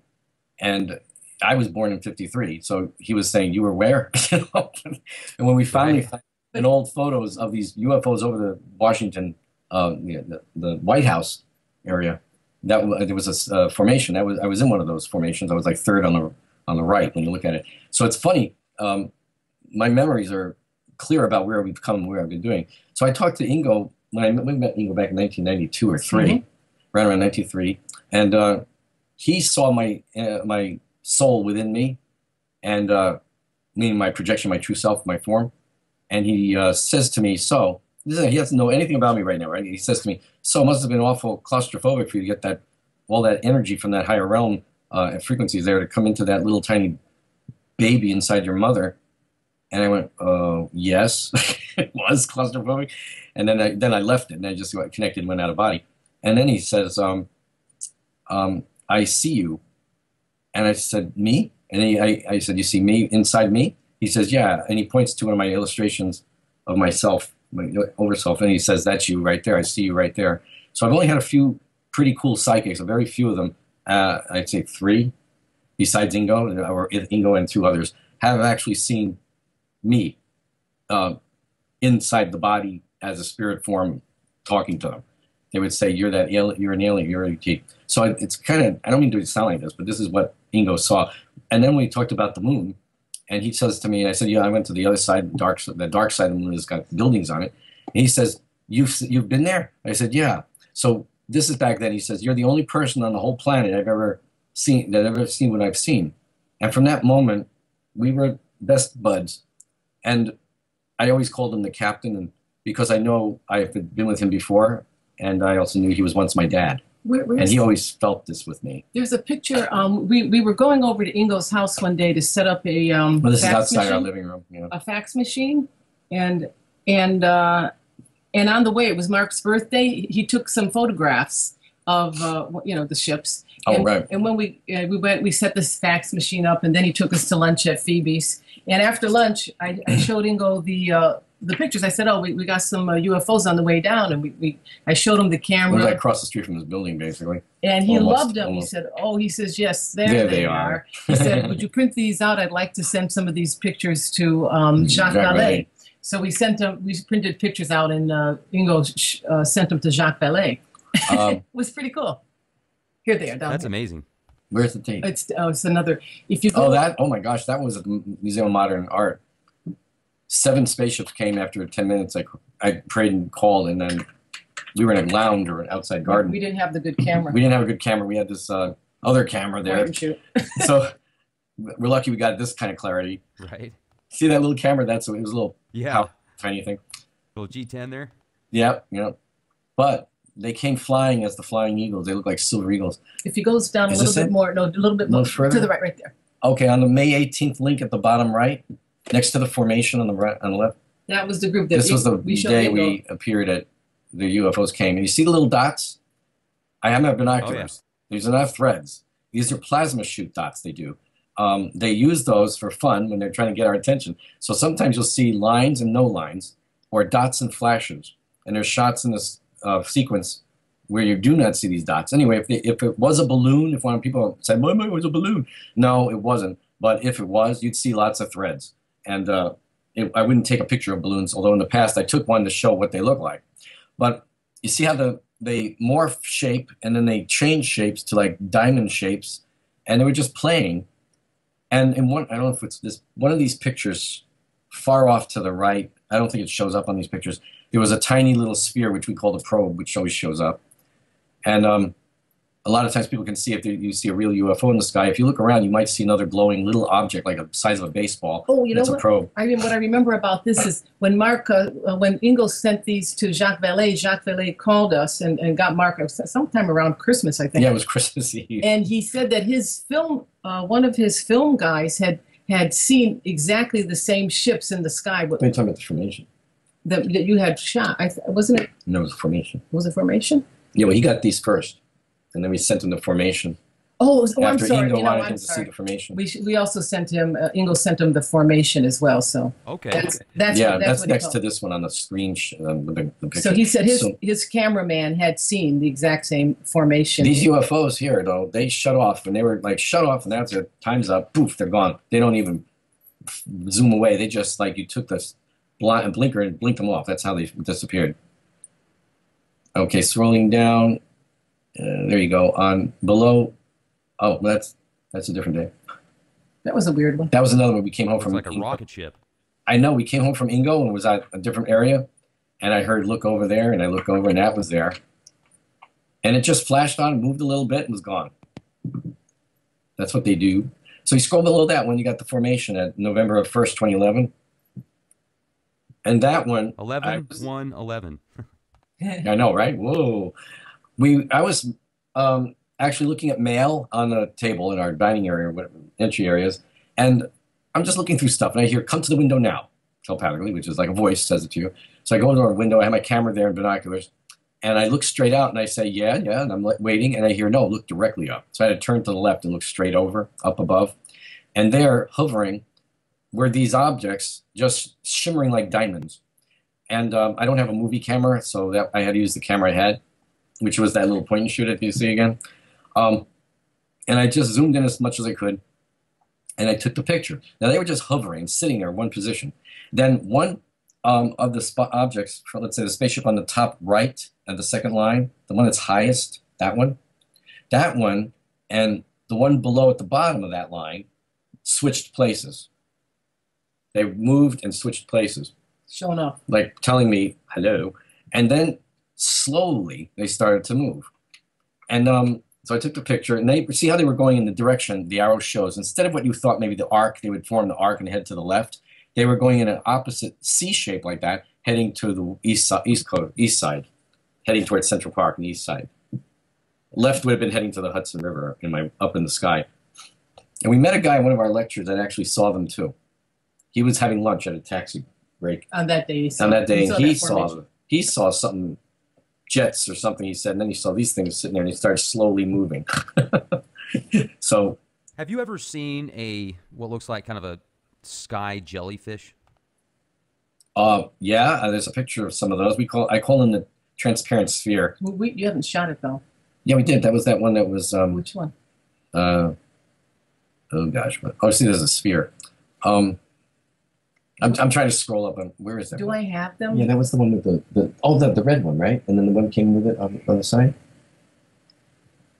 Well, those are the golden spheres. They came right over. They popped on, came over us, and shut off. They morphed around a little bit, but that was it. Well, they were following you that day. We didn't have the good camera. We didn't have a great camera. Again, the little point and shoot. Yeah, so you've got a camera wherever you go, I'll bet, anymore, don't you? They're Just in heavy. case. That big one is heavy, and I carry it up to the park, but that's right here to be shot from the windows. But sometimes if we're traveling around downtown, you don't want to lug that heavy thing, so you take the point and shoot. The joke is they're not always there. Right. And when I don't have a camera, they'll show up for fun, and people with me see them. They might form for triangles, they do different things, and then they just shut off. You ever hear the saying Murphy's an optimist? The What is that? Murphy's Law thing? Yeah. Or, Oh, that's you- true. you See, know- this one, these were transparent like, and then they showed up again, and our friend was with us witnessing that up at the Botanical Gardens. but we don't always, you don't Oh, always, wait a minute, go back. we don't always get, Is this the one that has it? what is that one? I think it's this one. Oh, is it? If you scroll down, see that orb on the bottom there? That's a different spaceship. That's the one that kind of looks like, you say, jellyfishy. It looked like a transparent sphere. Is this the same show that day? Yeah, that was the second group that came back. A group went by, a spaceship went by on the right, on my left side towards the Hudson River area, and I was called to the window. And yeah, that one. And then I asked if they could come back after the other one left. And then I was called back to the window to look to my left, and there, the same object I saw like a half hour or so before came back on the same path and looked exactly the same, like a transparent sphere. So you can kind of see how beautiful it looks and the color. I mean, that's the closest I can come to the idea of a jellyfishy looking thing, that it kind of looks transparent. He's probably thinking of tentacles. Oh, you mean tentacled? Oh, yeah. Yeah, straight up tentacles. I mean, full-on sky jellyfish. The cosmic jellyfish is what I call it. Is he thinking of Trevor Constable? They like Trevor Constable stuff? That name doesn't really sound familiar. I'd have to see a photograph to put a reference to it. But I've got a friend that actually has been a contactee her whole life, and I'm talking physically contact with more of the gray type. And she sees all sorts of stuff, and she often sees these cosmic jellyfish in the sky with the tentacles and everything. Yeah. I don't think we've ever seen I that. think they can morph into anything they feel, and it sounds really kind of cool, actually. I've seen them online, I think, though. I think I've seen one online. But the thing is, a lot of that might be also their plasma energy. They morph around. They play with the plasma field around their ships, and they can make that field appear and like create hearts and shapes in their field, which happened to our friend who was a witness, our friend Marie, at her house, her sister's house, upstate. And I did the prayer call, but I do my words and everything. And I went inside the house, and about not even 5 minutes or later, or 10 minutes, I heard come outside. So I went out, and there hovering looked like a pearl. And it was about You mean Marie? yeah. It was like 7 in the evening, and it came over the yard and hovered there. And I gave her my binoculars to look through to take the picture. I mean, take the binoculars. Well, Phyllis took a picture. I had the point and shoot, and Phyllis had the better camera. I never posted those pictures. You didn't? No, I didn't post them from that night. I posted them from a couple of days earlier when we were up in Canaan, New York. Yeah. That group. Well, they had a heart. Yeah. And Marie saw the formation of the heart on the side of the ship with a sphere. And I had just been telling her that they'll do that. And she goes, "Oh, I'm seeing something now." And it looked like a cross and then a heart. I said, "Yeah, that's the Christ group." I'm introducing the Christ group. I'm probably the only one on planet Earth right now doing that.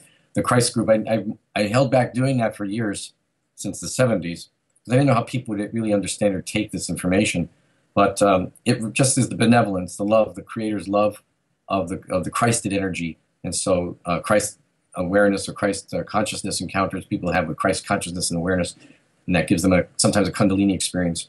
But the Christ group is beings like benevolent ETs and benevolent beings from around and angels from different galaxies and dimensions, working all together to bring love, to bring Creator's love to all, to help people to recognize and remember and bring them back home. And my group is from the Asiglion group. That's where you see that name, Asiglion. That was the name of the galaxy we came from, that my friends and I, and Phyllis. And we're all part of the same crew here. And part of my reason for coming to planet Earth, at the time, we had to go to the councils to talk with them about coming in. And if you don't have karma here, you can't get in that easily, because right now the planet is working through a lot with the souls that keep coming back. So they said to me and my friends, they said, well, the only way you can get in is you have to take a body that will be discarded, that will not be needed. And they can try to find that. And they also want to try to find souls that I worked with before. So actually, my father was a space person. I'd known him in space at the time. My parents are now deceased a long time, but he always told me he wanted to be an astronomer. He was a mathematical genius. At 5 years old, he just knew things. So there's the Sigling group, and also for Phyllis, I had to get back to try to help my soulmate because she got stuck here too, like some of the other people that came to help. And a lot of these souls, the galactics and universals, you came to try to help. Like you, Rex, the same type of thing. You're trying to help, and you're trying to put information out to help the souls wake up there, to understand all these different things here. What's going on planet Earth at the time right now is a lot of negative stuff is happening because they're battling this negativity. And we have to fight harder to stay positive and loving to our brothers and sisters. And we have to learn to forgive. As horrible as the things that happen to people, we have to forgive them. Because, like Yeshua said, forgive them for they know not what they do. Because when they've come in here, they've been like they call veiled, or their memory is taken in a certain part. So they can experience physically here as new. So they can experience new and relearn or learn something. But they still have instinct or memories left over. So sometimes, like General Patton remembered he was a Roman in his past, and he said everything he was doing in the wartime was things he remembered and knew that worked in his pastime. So sometimes a person is given a flash of who they once were or what they once did. And that's how it kind of works in different ways, because as before we come in, we set things up to be remembered at certain trigger points. Like some accidents happen because a trigger is to be set. Maybe the person has to be tossed in some way or bumped in some way that triggers a energy reaction within their spinal column or their brain, let's say. I mean, I'm just saying this because it can happen to people. And they might have a Kundalini experience if they just fall a certain way on their butt. You never know. These things happen to people. I think we should probably, before we aren't on the air anymore, really the critical thing here is, with so much evil going on in the world, is not to get caught up in it and hate the people that are doing the evil. Even though we want to hate them, at the end of the day, our own hatred of people that are clueless or that don't know the truth about their own spirituality, their children that are making mistakes, and if we don't forgive them, we will bind ourselves to them. And so this is a real difficult thing for people like yourself and like myself, who really when we see injustice, we hate it. But we have to be able to forgive the people who are too ignorant to understand really what they're doing to their own souls. So basically, whatever horrible things they're doing will come back to them, but we have to forgive them so we don't bind ourselves to them for another lifetime, because we couldn't forgive them. And if not that person, somebody that takes that place of that type of it's a tough one. It's a tough one. That's why it's so difficult to walk this middle path, where you despise all the negativity in the world, but you understand that these souls are hurting themselves more than anybody else. Like the teachers all saying, Yeshua and everyone, they say you have to try to be in the world, but not of it, in a sense. We are here. When we walk outside, I walk in New York or wherever I'm walking, I prayer walk. And people try to prayer walk. You just say prayers and thoughts of love or beautiful meditation to Creator, whatever you want to do. Talk to the nature spirits. Nature spirits are real. I can tell you tons about Nature Kingdom and fairies because we have them in our apartment. People see them. We take pictures of them. Touch the plants as you walk by. And bless the trees, the Nature Kingdom with the tree, the diva. They will respond back in different ways because they read us and they know who likes plants and trusts them or would be open to them. And a lot of times they've told me, I have an elf in the house here too. A lot of times they tell me, you don't see us, we let you see us. The only thing a psychic person says, well, I'm psychic, I can see them. What they see is what these fairies allow them to see psychically would be maybe glowing light, moving form, flashes by their peripheral vision, zooming by as a little ball of light. But when they want you to see them, I mean really see them, like a physical little elf with or a fairy with wings like I've seen, they do that. They utilize our energy field of our aura, which would be the ectoplasmic energy people might say see in a seance. They utilize that frequency of energy to materialize their thought form body into a physical form for us to see as they run by in front of us or sit on a shelf like one of my friends did here named Hyan, and he waved and then he dematerialized. My cat chased the fairy, just the wings, no body. And I've seen the fairy twice, a different one. So they can do these different things. We can get into a whole nother subject with Nature Kingdom, because we also have I've seen a unicorn appear in our house here. materialized. They're gonna think you're crazy, honey. I don't know, but they are. They're real. The thing Okay, is, we were with you, Mark, until you brought up the unicorn. All right, well, I'm just well, kidding, man. That was good. That's cool. no, dragons, unicorns, all that stuff. They're all from the nature realm, spirit realm of that, where you see nature, elves or fairy realm. Well, yeah, They're all part that's of the that evolutionary path for Yeah. the angelic kingdom. The angelic That's kingdom. the that's that a nature spirit eventually becomes a great angel. That's Right. their evolution. And that's what they've told evolutionary us path. and work with them. Angels don't become humans, but they can materialize to look like a human and help you out of a park in the dark. Or like they'll materialize as a big dog next to you, like it's happened to people. And when they get out of the park where it's dangerous, the dog will walk away now that they're going to have people around or a bus. The dog walks away, the person looks back, and there's no dog anywhere. Big white shepherd or something, which I used to raise anyway. But these are all true stories of the phenomenal. Does he have any questions? Do you have any more questions, Rex? I mean, there's lots of stuff. Sorry, I can go on. That symbol at the bottom of the image. Yeah, there, what is the this? Is symbol, awesome. That's the intergalactic mission symbol.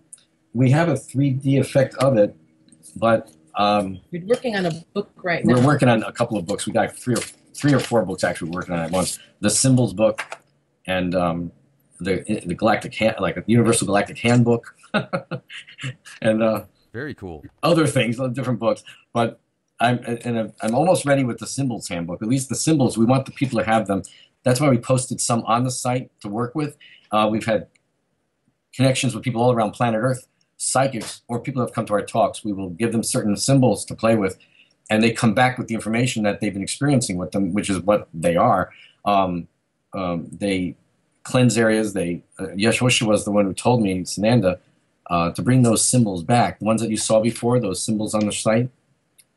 So this represents the intergalactic mission in space. It's actually a spherical 3D image with light and formation of frequency within that square shape, which you might say as above, so below, but it's many different images. So the circle and the cross is a sacred symbol in space, that perfect circle with a perfect cross in the center. And that's all part of the Christ group as well. And so like it's got that, quadrants there, and yeah, that's all different things that they represent. But see the circle and the cross in the center, and then the bigger circle and the cross is the whole thing. But the circle and the cross by itself represents not only Sananda or Yehoshua, but it also is a symbol for the planet Earth that we see when we're in space, when we have different charts and things that go on. That is the symbol for planet Earth because it is the dense planet, the heavy dense planet. And I know people, part of my mission here is to get people to understand who these beings are. Yehoshua as Sananda, being known as Mary now, we call Universal Mother. They are the divine aspects of Creator's light coming through on their frequencies now. Mary represents divine feminine, and Yehoshua a divine masculine form right now. And they are one with Creator in all ways. Now we are also one with Creator on those levels, but Yehoshua was given that title for first son, let's say, because he, as the angels told me, not Yehoshua, he would never tell you these things. He's the humblest, most powerful being, but he's the most humblest on the universes. He was first to come back to Creator when we were all formed and created. So he was the first to go back to energy of Creator, without a fear or worry of like caring what would happen to him, as an androgynous being. Went in without a care. I don't care if I exist again or don't exist, I want to be one. And because of that love, which we all as souls project to, when you think to Creator, you project as one, and you say, I want to be one with you. I did that as a 10-year-old, asking, I want to be one with you. I only want to be with you. And I floated out of my body, so I thought, till I hit the ceiling. I was levitated up to the ceiling until I realized I was not out of my body. No. So that's in focusing of love with oneness, the Creator. So Creator So when Yeshua sent Yeshua all the information and said, this is what the angel Michael told me. Saint Michael. Saint Michael. Okay. So he told me that, and that was when I was 18 years old, said he went in with that consciousness, like, I want to be one. I don't care if anything ever happens to me. I just want to be one with you. I just love you. That kind of feeling. Because he was first back to the energy frequency of light, which was high, he was given every knowledge of everything. And he said, you're the first Creator, which is not male or female, just is. You're the first to come back to me. And because of that, you must go back out and tell the others that there's nothing to be afraid of. It's only about love. Because the souls weren't afraid, but like moths gathering around a light, we were all just being near the energy and the love. but we didn't go back into it because we were confused. If we go there, what happens? We don't understand, even though we felt drawn to go in, but we never went further. Yeshua, known as Sananda, went further. That's why And he's the first Sananda son. means son of love. You So- know, the moth analogy used probably wasn't the best one with the white light. I know, right? But, I know, forget that part, but you know how they come towards the light, they hover near it? Right. That kind of a feeling is what we were experiencing with love.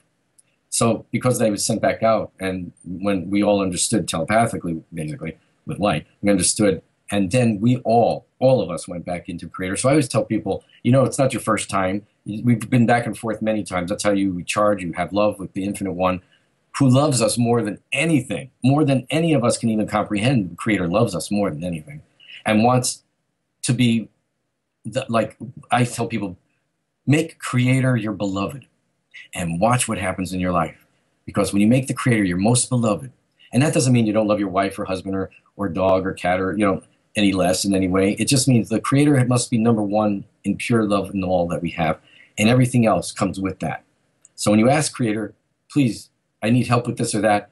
Oh, please give me the wisdom to understand this. When you ask for the wisdom, Creator gives you even more. And that's a secret from the teachings I know from space. Don't ask for health and strength, and don't ask for this or that, because when you ask for strength, things come that build strength, which could be more hardships in different ways to build inner strength. But when you ask for the wisdom of divineness, I want the wisdom of Creator, please send that wisdom to me to understand how to work here, how to live on this planet, or how to function with this, or deal with this information, or deal with these people, or whatever it is. Ask for wisdom, and Creator will give you wisdom plus more. And so ask for out of body, ask for astral travel, or I call soul travel, which is taking more energy with you. You ask to be taken to the teaching ships around planet Earth. We have 3 of them. One of them over America's area in Canada.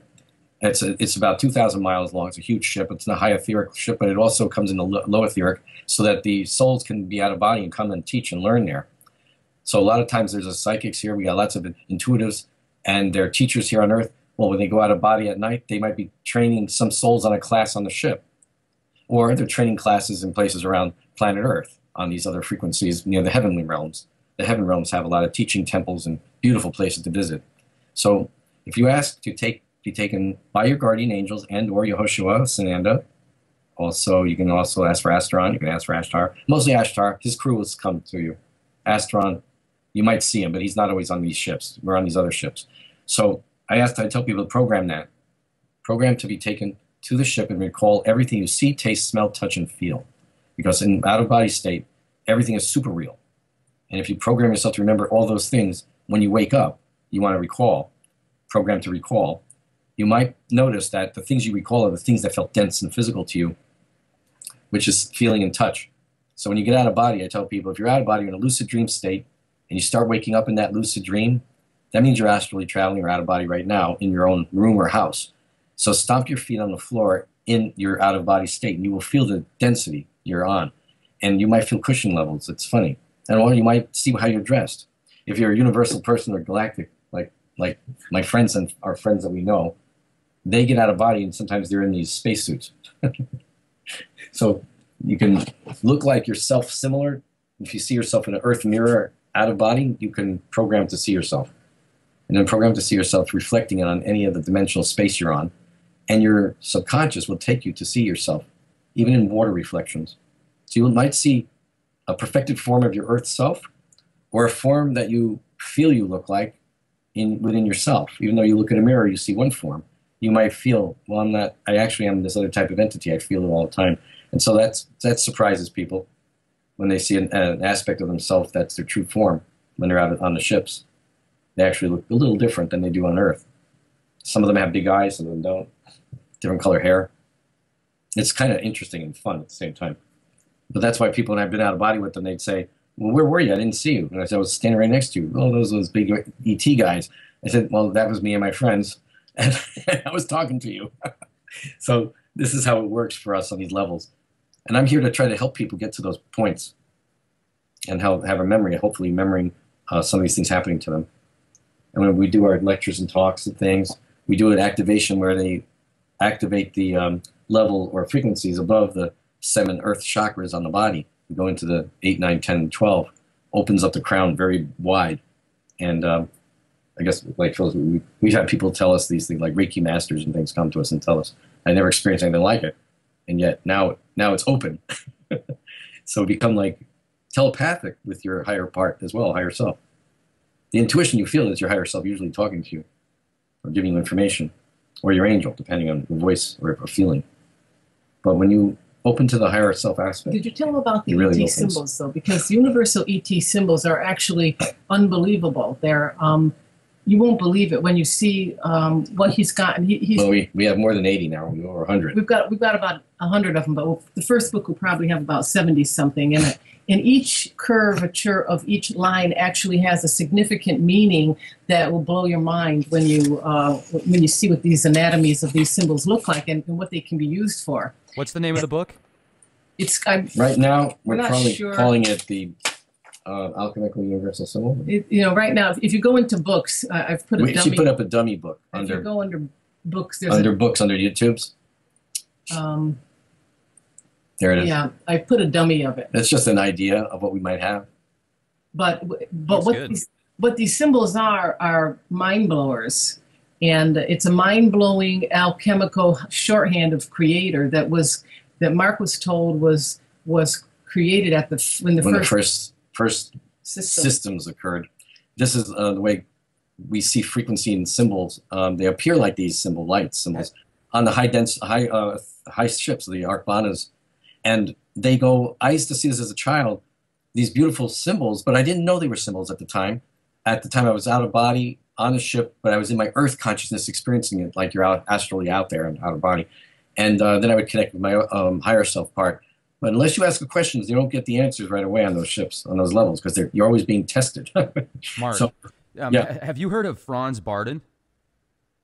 No. Okay, Franz Barden was one of the most famous people ever as far as hermetics is concerned in his genre, in his time frame. And he was just absolutely ahead of his time. He was so good with mind over matter capabilities that Hitler actually kidnapped him and tried to use him for his gain to win the war. He was very well versed with the Kabbalah and could actually create things via sound waves because of his studies and research. And to make a long story short, I've read all of his books, and one of them, that he put together, he has a chapter or several chapters that show actual talismans or sigils to create certain entities and certain forces and dimensional beings, and they look very similar to these that you're showing me right here. I have to see these books. You would have to see that.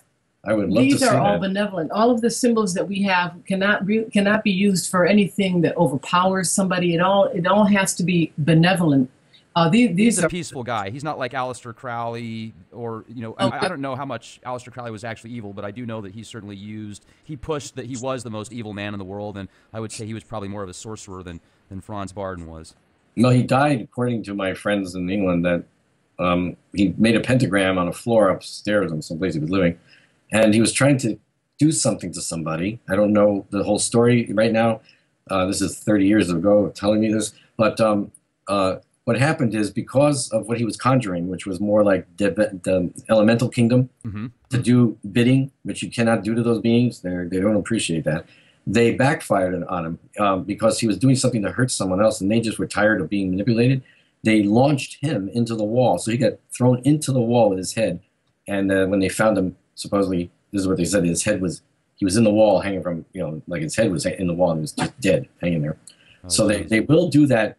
We got to be people be careful. I'm not a fan of anything dark magic or any of this magic stuff, because, or focusing to that, because it draws these other entities, and people are trying to manipulate benevolent beings or other entities like elemental kingdom beings, which is giant, like fairy beings and sylphs and all that, and trying to manipulate them.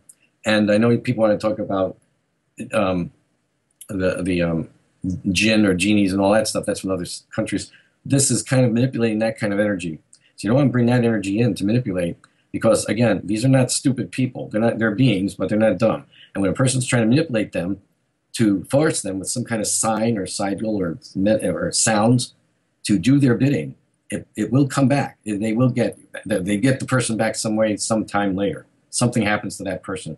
And so it's not good to play with that it brings wrong entities around the soul to manipulate them too.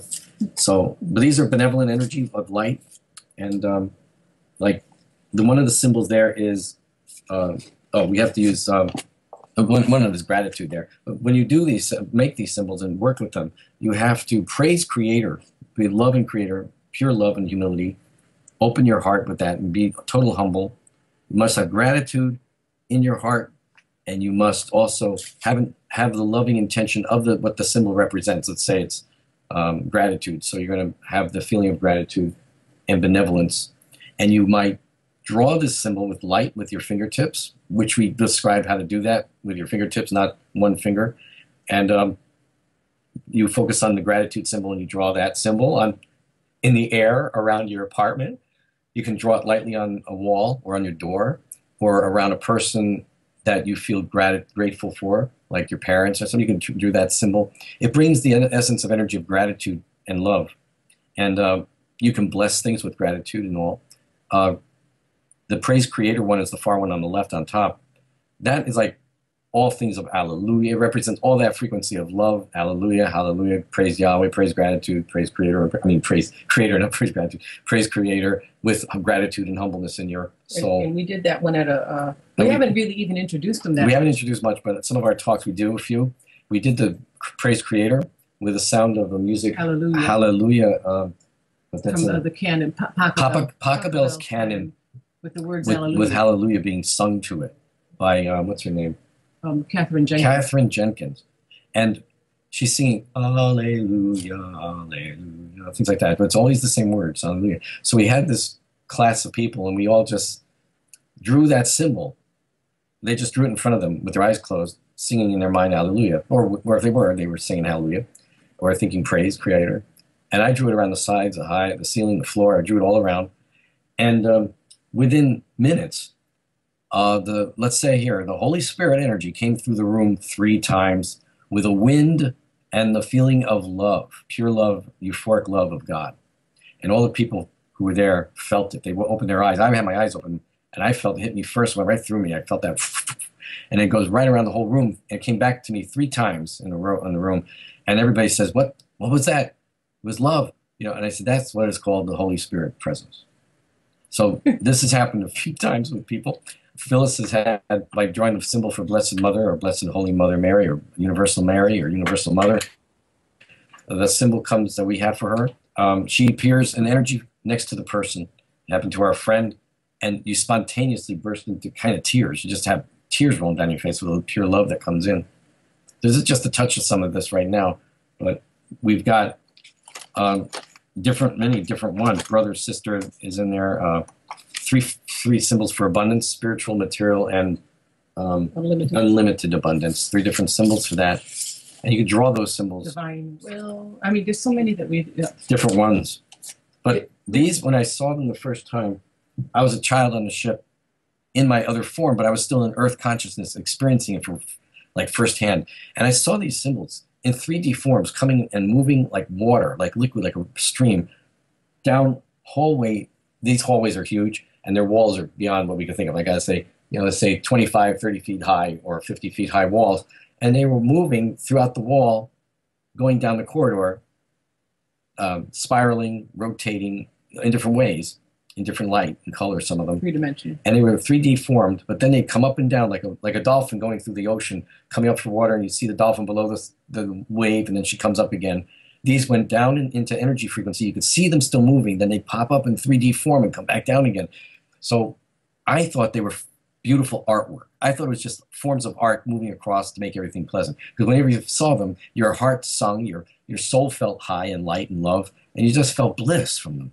So one time, a couple of years back, I went over and touched one on the wall. I wanted to go to the wall. You can touch them. It feels like a buffered energy of light. Yet if you leaned into it, you would feel a wall presence. It's really kind of cool. But one of them came up, so I touched it, and within that presence was the Creator praising. You felt love, but euphoric bliss love from Creator, and understood what the meanings meant totally. So I asked Sananda when I was there, and the crew members, is this okay to talk about? Some things they tell me I can't, so I don't talk about it, and it took 40 years before I can give the activation.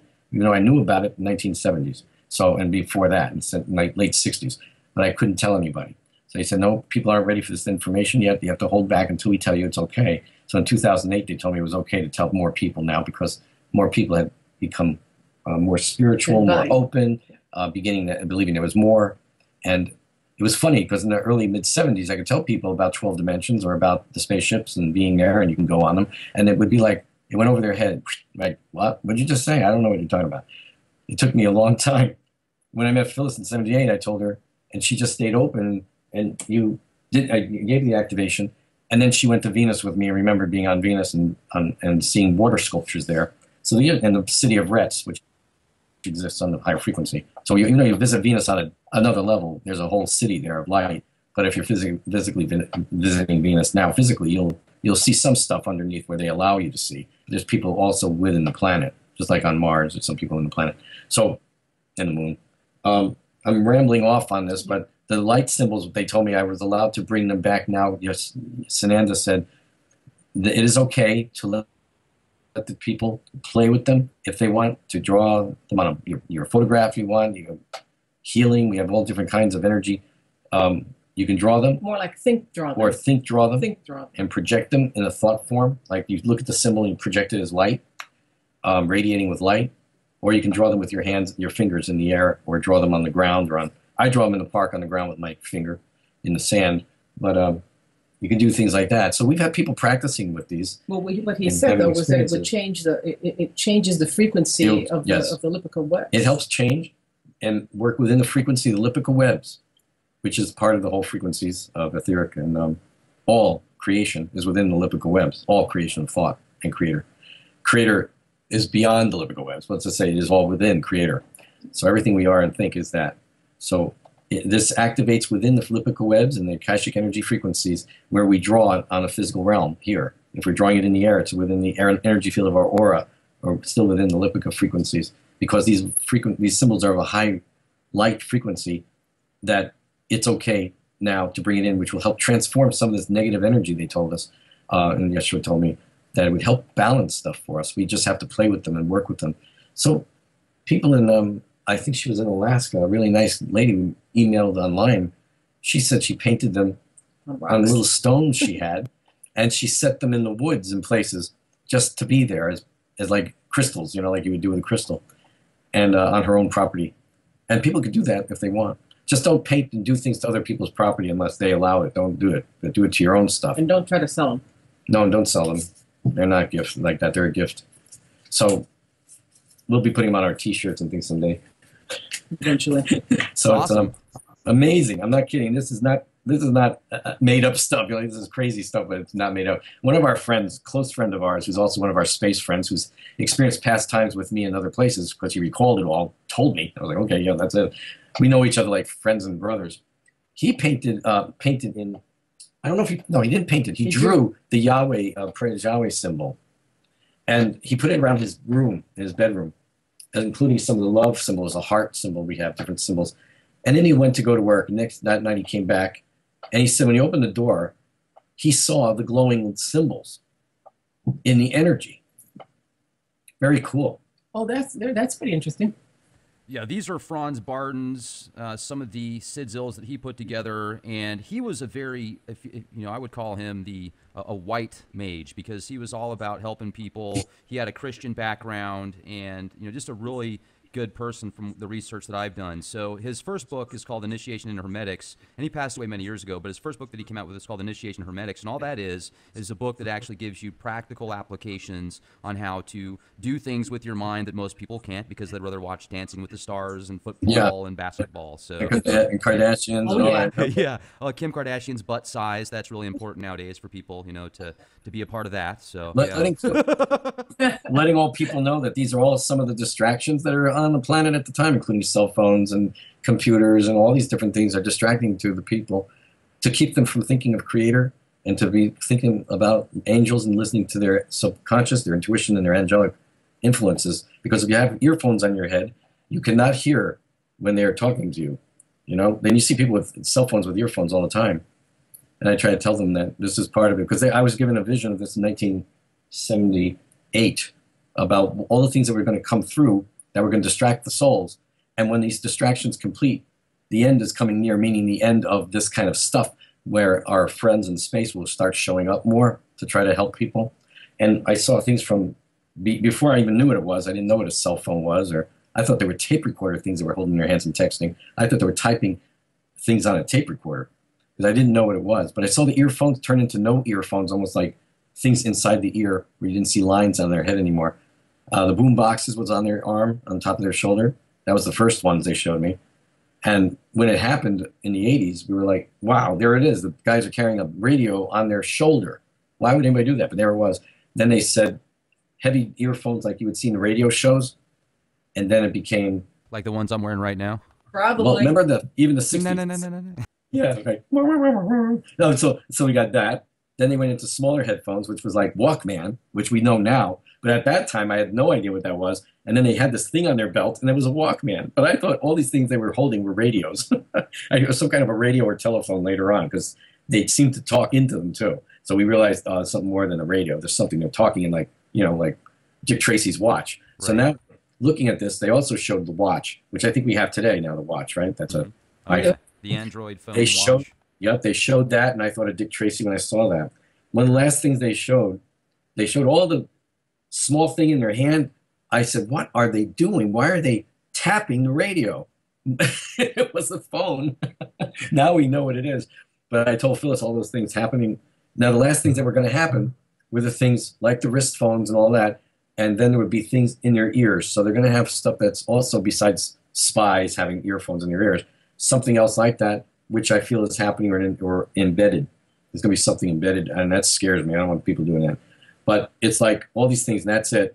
But you see now, since that time in 1978, we've had more UFOs showing up more and more. They've always been saying they're going to come more and more. And they also, the reason they teleported me, and I've been teleported before, and this has happened to me before, and I've met them before in the fields, and I've been on their ships. And the thing is, they're showing us that do not fear, do not buy into the fear, do not fall for the conspiracies that are out there. All this stuff going on is set up to scare people into fear and worry, where they're distracted from Creator, distracted from love, distracted from helping.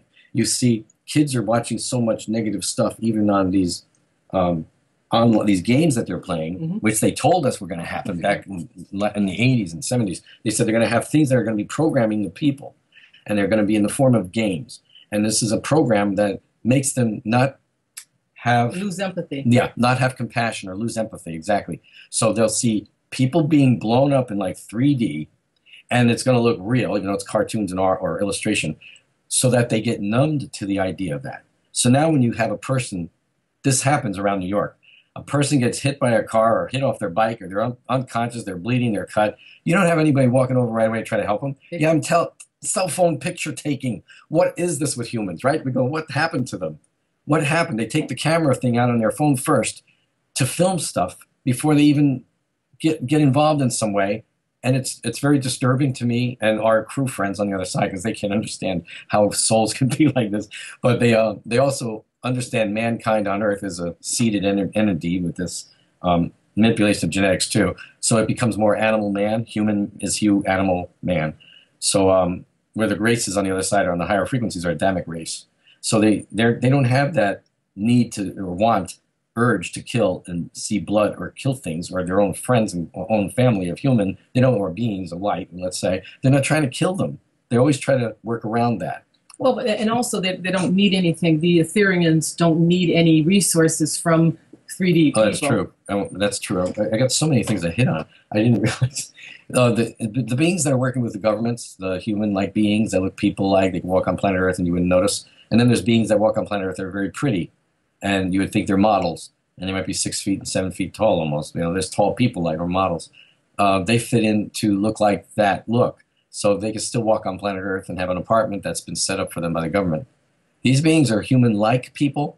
They might not even be telepathic. They might just be like an Earth person.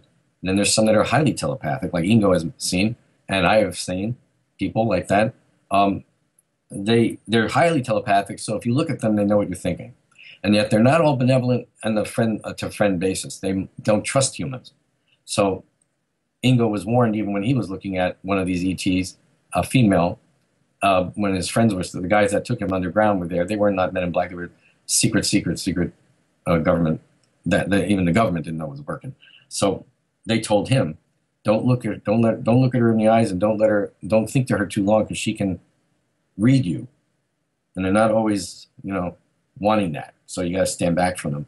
So you see, there are people on planet Earth, ETs, that are walking around in New York and California and places, and be careful. They can read you, and but they do have a resource they need, or something they're trading with, or trying to gain information. So they're giving their planet and different governments information on technology. Always technology that they don't really need.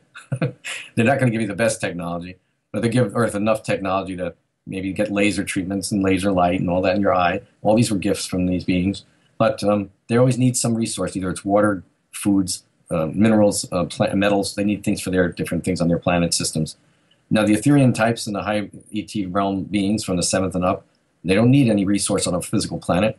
They're only caring about our spiritual progression and how we handle it here and how we can reach up. And again, I'm going to tell you, most ETs who come to people, the beings that come to work with them, either astrally or etherically or high densities, high levels of light densities, where a being materialized with them in some way and talk with them and then dematerialize, they all say they come to the people that they know or work with or have set up things before. So they always have said we come to our own. And how do you make yourself one of their own? Is by thinking up to them in the highest of light, like the angelic realms and of light. And when you open up that energy frequency of light and send out the love, and I know there's people out there, you're going, can I do this? Yes, you can. But you got to be benevolent in your heart. It's best to be detoxed if you can. Detox your physical frequency body so that it gets into a higher frequency. That means no heavy-duty drugs, no drinking of alcohol of a high level. If you do it moderately, a little bit of wine is okay. A little bit of beer is okay, but nothing overdosing. No pornography. No, I know men have a difficult thing with pornography online, because I know a lot of men, and you have to try to curb that energy where it becomes an addiction. Anything that gets into addiction mode is now becoming lower, because the beings of the lower come towards that, like succubi. So you got lower entities towards heavy alcoholism, drug usage, and that doesn't mean heart medicine. That's not the kind of drug usage they're talking about. They mean ayahuasca, these different types of drugs, peyote, that work with the energy field of the person, but doesn't always bring them into a high frequency. It brings them into a frequency around the planet where they meet up with either entities like astral beings, physical being like that had a life here and now are dead. They're there as maybe a Native American, maybe, because sometimes you have masters and friends that work with you, but they also don't always work on the higher realms. They might be just on certain levels of the heaven realms. So they can only take you so far. And we think it's a bad idea to use those types of drugs you don't want to be doing things that initiate a frequency discharge that's too soon for the body to handle. And that's why our space friends and the masters have always told me on the other side. I've met Cthulhu, Master Cthulhu, who was Francis. I've met him physically. Now they tell you that, and he dematerializes, of course, when he walks out the door. So the thing is, they tell you it's best to have things happen naturally to the physical body, for these awakenings to occur naturally, Kundalini to start off naturally, not take certain types of yoga or certain types of exercises or drugs to trigger a Kundalini in prematurely, because that's very dangerous. Now, the best way naturally is meditation, prayer, focusing on light, giving love to Creator. Most of all, it's about Creator, your infinite light, the infinite one. And then focusing too, being known as Sananda Yoshua, Mary, even the Buddhic levels have the Buddhic beings. We have Kuan Yin, and some even other teachers. Oh, well, saints are different fine teachers too. And saints. Yeah, different saints. Yogananda, he's a good friend on the other side. Yogananda in India is a saint. Yogananda was incorrupt, like the incorruptible saints. So I don't know right now in California if he's corrupt now, but it doesn't matter. When they did open the tomb, he was not corrupt a year later, and that's in California. So this is how Creator works with everybody. And in space, the main thing I want people to know, the beings and our friends out there, there's no religions in space. It's all oneness with Creator. It's oneness and understanding of who we are and what we are a part of. And we are not God. We are aspects of the Creator infinite one in tiny forms of light. So we all have the potentials to be God-like, but we're not creator. So when a soul starts thinking they're creator and better than creator, watch out. That's when the vanity hits, and then they fall again. They go down to lower frequencies because this is what goes on. Now you're on the Yod, Y shape. That spaceship, when I was called to the window, I did a meditation prayer with the words Adonai Basu, Adonai Basu Baragas, Om Sabasimanorm Nisanik Lushumak Tulinik Tana. Shinekatakathumi, Shinekatakathumi, Shinekatakathumi. These are the words the space people gave to me. And those are some of the words. I have other words I use, but I don't always share those other special words that I utilize, but because I think they're premature for certain souls. But if people are with me, I can know who to share certain sounds with. But these other words they said will bring in their benevolent energy sends up a benevolent thought form of energy, along with the prayers, the Our Father or the Lord's Prayer, the Hail Marys. I say all these prayers. I was raised Catholic, but I saw before Jesus, Yeshua, Sananda, before I was understanding who he was on this level, until my grandmother told me who he was. And I told her, I know him, where I come from home, a different name, and that was Sananda. But the thing is he would always visit me out of body. I would go out, and he also materialized here on a Christmas Eve in the apartment as a 12-year-old young Yehoshua, and he brought in the flowers, the smells of essence, and he told me everything I needed to know at the time, and then kissed me and dematerialized, hugged and kissed me. And he came to help with energy I was going through at the time. But they took the form of the Y. This ship was materialized in the sky. It's for Yehoshua, Yahweh. Yahweh is the name of the creator we use on the spaceships. So we can call to Yahweh. It has to sound like Yahweh because it's breath in creation of light. So Yahweh is breath. And Yahoshua is Yahweh who saves. You know, it's like saved by Yahweh, Yehoshua. Yeshua is a short version of Yehoshua. So, which Jesus is a translation in Greek, ancient Greek. So we use Yehoshua or Yehoshua and Yeshua and Yahweh. So they told me that was in honor of Yehoshua, Yahweh, that Y symbol in gold, because they had given us the pictograms and those other pictures with the heart. And I said to them, we said to them one day out in the field, and I said, what are you going to do now? Send us letters? And we spell alphabetical things now? We were kidding around. And then when this Y showed up, it just materialized when they told me to look to the left. And I looked out the window up to the left, and this shining object sitting there also became a Y in the sky. So I started taking I looked at the binoculars, of course, first. And of course, it's not a balloon. Everybody was going, oh, it's a balloon. It could be a balloon. No, it's not. It was huge. It was gigantic, but it had no threads of any kind of things or seams on it. It had a shape like this. And of course, the crew is in there, and I can hear them. So I just like to tell people, no, it's not. But this shape brings love with it when you look at it on the video. And you can feel love come from it. So Phyllis made a video of YouTube. And I tried so hard to make the voice for it a couple of times. I had to keep shutting it off because I couldn't talk. I'd choke up until I finally got it out. And when it left... I haven't put it on that page yet. Oh, it's not there. It was just in the page you saw it. It was... Yeah, there's the YouTube. The YouTube there. You can click on that. That's the YouTube.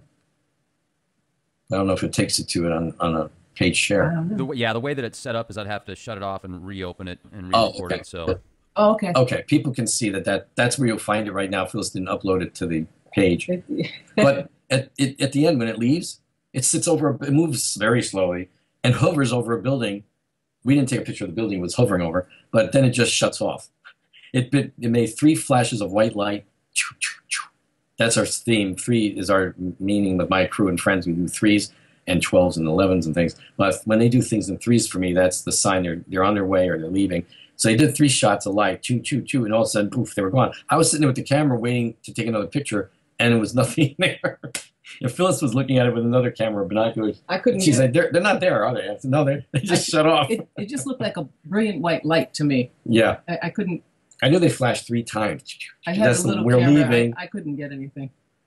Oh. Wow, you just did that. Everybody's watching this now.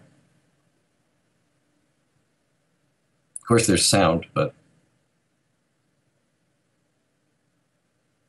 Oh, it doesn't get the sound.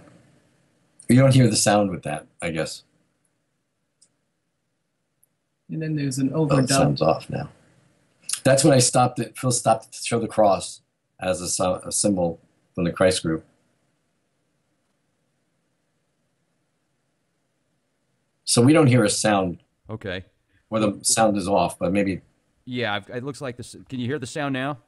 No. no. Okay, we'll just at least we've got some video on it. That's some pretty Yeah. cool footage, and I just want to let our listeners know. Make sure to check out Marc's YouTube channel. It looks like there's two of them. You've got Marc Brinkerhoff, and then also what's your other YouTube channel, Marc? I don't think you have another one. Oh, Okay, does that it- is your YouTube channel then. That's it. Intergalacticmission.com. No, and it's no, Marc no. Brinkerhoff. It's Marc Brinkerhoff. That's the only one that I. Oh, that's it. Yeah. Okay. I'm sorry. And then Marc- we've got intergalacticmission.com for your website, Right. or intergalacticmission.com. And do you have another website as well? MarcBrinkerhoff.com is animal art. And Okay. then, and we're not really providing the fairy site yet, even though we do have one, and he has photographs of fairies. But because I think it's confusing people. Once we get the first books out for the UFOs, then we'll move into that next level of teaching, because it just confuses people that are into UFOs when you start to bring up the elemental kingdom. It does confuse them, but it is part of. So we're kind of holding that back at this point. Yeah, it is. Although he's got volumes on that. I mean, the people have to understand why Marc is the way he is because he came in without the veil. So he just automatically, and it didn't make for an easy life. No. I was a little kid seeing the nature kingdom, and I was on the field sky watching and asking for the crew and say hi, and I feel energy behind me, so I assumed it was an angel. I turn around, it was Pan, gigantic, 20 feet tall, with angels and fairies and elves of the field near him, and animals like we'll say like Pegasus, flying animal, all these things were there, and telepathically talked with me, and he asked me to paint his children, and I realized he meant the nature kingdom. So I started drawing and illustrating and painting them the way I've seen them here as well in the apartment, and psychics have come to the apartment and seen the fairies, and they come over to them. So it's a lot of things happening. So the reality is, just to Stick with the UFOs for now. No, but the reality is all of the mythology that people, think is mythological, those are real. They're real, but they're just not real on this frequency. Right. From somewhere. And absolutely, and we talked to Ray here, Ray Kershaw, I think is his last name. I might have pronounced that off a little bit, but he's a longtime contactee, and he says he's made contact with all sorts of different types of extraterrestrials, fairies, large beings. He even talks about these elephant people that have an elephant head and a human body. And then the interesting thing was, I talked to somebody else that actually correlated with what he said and said, yeah, I've met them too. And it's just really fascinating. So I'm talking Ganesha. there you go. The ancient India god. Yeah. Wow. And there's also cat-like people. So when we saw Avatar, the movie, it feels to see my drawings of the cat beings. They're human-like us, human-looking. Not human. They're not human, but they're humanoid-looking. Some have a tail. Okay, let me ask you a question real quick if I can, because you brought that up, and I just don't want to forget about it, because the Phoenix Lights that came by back in the 90s, Dick Algier and Daz Smith from the Farsight Institute, some of the best remote viewers in the world, did a remote viewing session on the Phoenix Lights, and they saw the beings in the craft, and they talked about how they were tall, Nordic-looking, they were very sophisticated, and they moved. Everything that they did had a reason for it. Every single movement and action, they had a specific purpose and were in harmony with one another, but he also talked about how he sensed that their faces kind of like shape-shifted from a lion face back to a humanoid face, and there were workers underneath them as well. Wow. Yeah, that would have been part of the those beings also. I've seen these types. They work with Ashtar's crews as well as the Alliance groups. They're all benevolent people. They're all good people. Some people might even call them Palladians or types of people like that. And remember, Palladians are not a Palladian being or a person saying they're Palladian would be saying, look, I come from that area you call Pleiades. The place they're coming from is another star system, totally not called Pleiades at all. But because we're on Earth and they want to help us with understanding where they come from, like Betty Hill's little ET friends told her they come from this direction. Well, they finally found the star system was called Zeta Reticuli. And I want people to understand something. I know this is kind of strange. I knew Betty for a while before she died, and I was friends with her in 1976. We interviewed her great niece, Catherine Martin. Is that her name? Martin? Yeah, we knew her. We met her mother and Betty's sister, and also Barney's sister and her grandchildren, let's say, or nieces, nephews, something like this. And Betty, I used to ask Betty this. See, the beings that she met were not grays like people want to think today. They are a species, but there's different species or beings that are similar looking. But go back to the old illustrations Betty and Barney drew. They had little caps on their heads, some of them. They didn't have these gigantic, large heads. And they also had eyes with irises. And 5 foot tall was the one she was talking with. and the other that she called the leader. What about the mantis being that her husband saw? Those are another group of beings, and I've met a few of those, but they're benevolent. They're very interested in, they love, they have a loving energy. They're just not, they're frightening looking to some people, but not to me. I've seen some. I drew some, in the hidden hand, you'll see a drawing of one that I drew, but the illustrator copied my illustration, so it's a different looking, he changed it a little. He made it look scary. But He made it look scary. Marc's doesn't look You should scary. post mine back again No, someday. but the reason I keep the drawings off the website. No, we just have to put on who they are. They're people I've met. They're not my family. Yeah, but they're people I know. The reason I took off the strange-looking aliens off of Marc's website under extraterrestrials is because when people want to interview them, they want to use the most sensational-looking alien instead of using the ones that are actually his family. So I just took them down because I thought, yeah, I'll put them in a book. They posted a reptilian humanoid we'll one, put 'em in a book. who's also a very benevolent, loving being and a master on those levels. And so you met reptilian beings as well? Yes, and they're not evil. I know there's some on planet Earth that probably are, but not the ones I've met. The ones I meet are all like master teacher friendly beings on these higher level frequencies, like fifth and up. So I've met nice ones, let's say, and there are gray beings out there that are benevolent, that care, and they actually care. And I've met some people. They don't talk English. The guys that I met through a friend of ours, and they're in. I think they're in Colombia. I don't know, gee, where they are. Phyllis. She just stepped away. Where did those men come from that we met with Maria? Were they Colombian? I think it was Colombian. I'm pretty sure Colombian? it was Colombian. They had an encounter with some people. They didn't get close to them because the beings wouldn't come too close. But one of them came out of a ship that was a gray-like being and telepathically talked with them and just said, please let everybody know we're not all bad. We're trying to help. There's some good ones like us too. So we were programming all about evil this and evil gray and abduction that and probe this. But there's other ones that are very spiritual beings, but you don't see them too much. And the ones that the military allowed to come in were 1950s, early 50s, were not of the benevolent type. They were the ones who wanted resources from Earth and wanted to have a base here on the planet, and we allowed that. But the benevolent ETs, known as the Etherians, like people like from Ashtar's crew, those kind of people, they met with the people here first. And they are the ones who took Eisenhower for a ride on the ship and was preset with three spaceships. They showed demonstrations of how they can make their ship look large and shrink up in front of you. These are all dimensional play with their morphing effects. And they're the ones who warned, don't mix or don't do anything with these other groups that comes to you. They are not of the good. They will trick you. But the government went with them, and then you see what happened. They allowed them to, let's say, abduct a person, but don't let them remember, and you can learn about the human, and that's what was allowed. But only so many they wanted, only like 1,000, let's say. What happened is thousands were taken. People were taken all over the place because there was no way to stop them. And the ETs, the good ETs, said, you can make any contract you want with these people, but they will break the contracts. They will not pay attention. They will not follow it.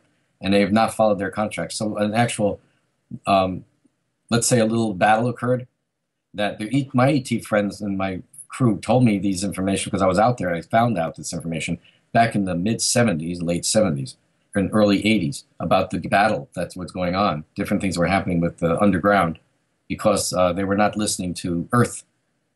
You know, Earth wanted them to do certain things and not do this or that, but they were breaking the rules and going against it.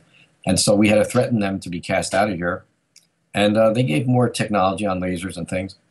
But they did supposedly work out some kind of deal where they would not abduct people as much as they ever did before. I thought that it's kind of stopped. But I still think people get taken in different ways through out-of-body travel, through a different way with their energy field by these other beings. So we have to program good only, benevolent only. You can put around your energy field, working with Sananda, working with the Christ group energy field. You want to be working with the good, benevolent beings because they will help us with these types of protection. But if a person doesn't believe, it doesn't help that much. Now, one of our friends who's passed on to the other side was being abducted by the Greys.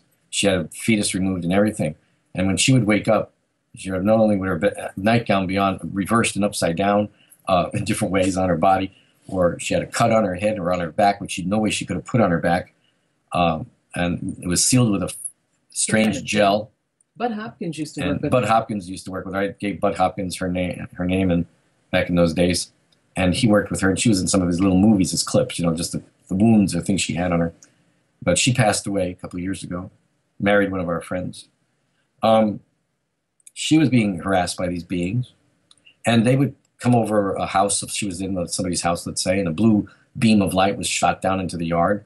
And she told the people in the house, don't go near the window, don't look at that beam. And people wanted to go outside because the feeling was, oh, come on out. Telepathically, you got a feeling of, come on out, we won't hurt you. But that blue energy beam is the one that freezes people, and then they take them up. So she told no one to go near it. And she told us this story because the house they were at, the son was a pilot, and he was driving home from North Carolina airport somewhere, and he was driving in the backwoods to get to the house. And when he was coming there, he saw a flying saucer spaceship over the house, and he was wondering what the heck is happening to the house.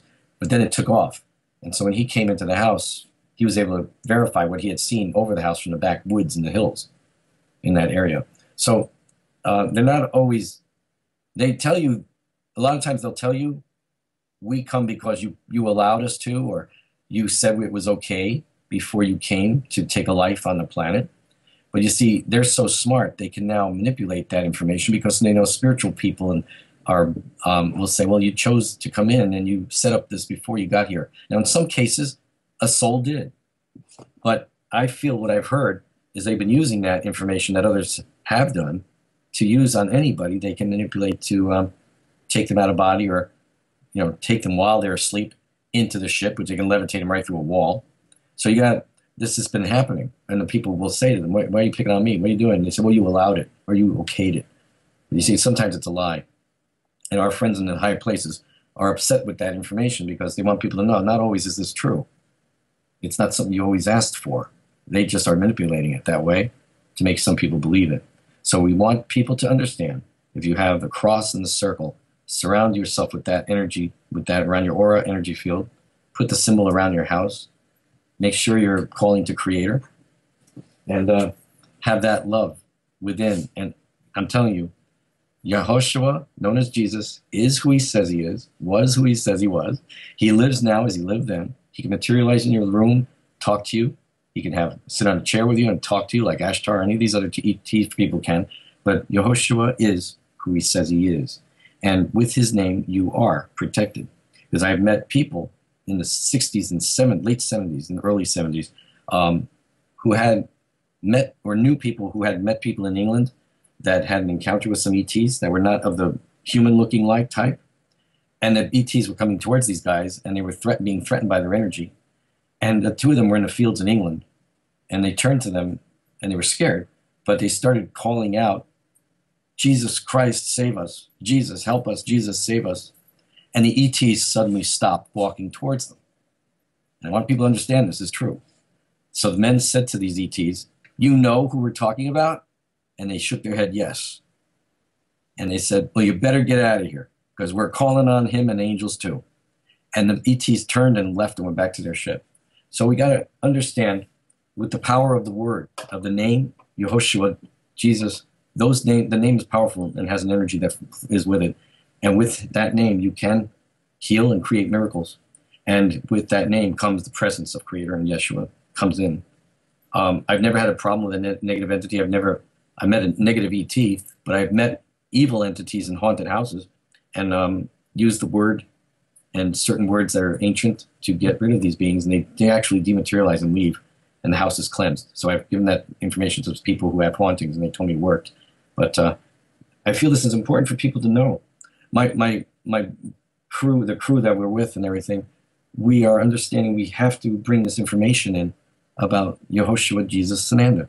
They have to understand he is a real being, and he is real, and he is who he says he is, and he has that power. And so they don't want us to feel fear, to know that Jesus has told me as a child, let your thoughts be on me and no harm will befall you. And he's also said, let your last thoughts be on me and no harm will befall you. So these are two ways he said it to me. So one time I was slipping on some steps that we have in front of our building in the rain, and had heavy things in both of my hands, like heavy weights of buttons in a button machine and making things. And I slipped, and I was heading for the stairs with my head to be dead. My feet went up before me, and I should have cracked my skull open on the 3 cement stairs. But as this happened, I called out, Jesus, angels, help me now.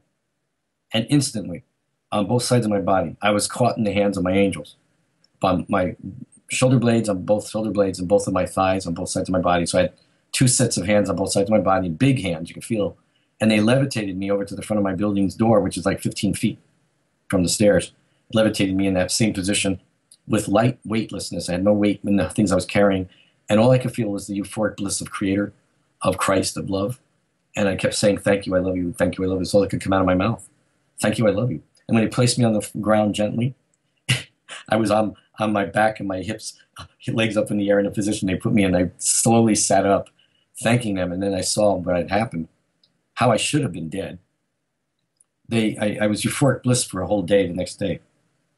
This is how I've been rescued from things when I called out and head-on collisions and all these kind of things on ice and snow and ice into a tree, and I should have been broken into a car and crashed into a tree, I mean. And I called out, Jesus, angels, help me now. And even the people in the car with me would experience it.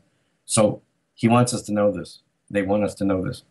You can be protected instantly. Just remember to call out when that fear sets in. When you're heading for something where the car's out of control, call out, and the energy comes. And usually when I call out, his face flashes in front of me, and my eyes, and then love enters and everything. I'm talking a lot. I'm rambling. I'm sorry, but this is an awesome testimony. It really is, and I appreciate every word that you've given us, Mark. I mean, you've certainly brought a lot of very good information to the table. I can tell you're passionate. I know that our audience has just been enthralled. So, yeah, here's another one that's fun. Before I met Phyllis, I was visiting a friend of mine who I also visited out of body to his house, and he saw me. And he said, "Mark, did you visit me?" Because I wasn't asleep. I said, yeah, I mark the third eye forehead with a little symbol we do on a ship that that marks them to come to the spaceship on the high roams. Now, I know people are going to email me that one, but I went to his house, and I'd never been there before, and I'd never met him. I'd only known him on a telephone because he was my friend's cousin, my cousin's friend, I mean. So I went to see his house. All he did is gave me his name and where he lived in the area. So I called to go there, and I went in my other form. To me, I was laying on a bed, mentally projecting out of body. Even though it was like today we call it remote viewing, I guess. But I was calling it mind projection. I call it mind astral traveling with the mind, not falling asleep, but just going there through mind. And I asked to be taken to the spot, and I go. I went into his house through a wall to his room, and I saw him laying on a bed on his left side. So I thought he was asleep because it was after 1 o'clock in the morning or so. And I thought, oh, he must be asleep because he was saying he was going to go to bed. And I went over to him, and I'm in my other form as my over self higher part. So I'm over 7 feet tall, and I bent down to mark his little forehead with my fingers, and I use my third finger, forefinger, middle, and thumb.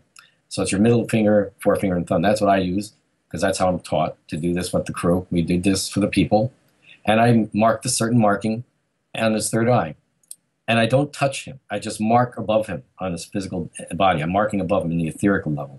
So you don't touch a person when you're out of body like that. You leave a bruise on their body. So I was like 2-3 inches from his forehead, let's say, and I marked him. Then I saw him moving, and I thought his eyes twitched.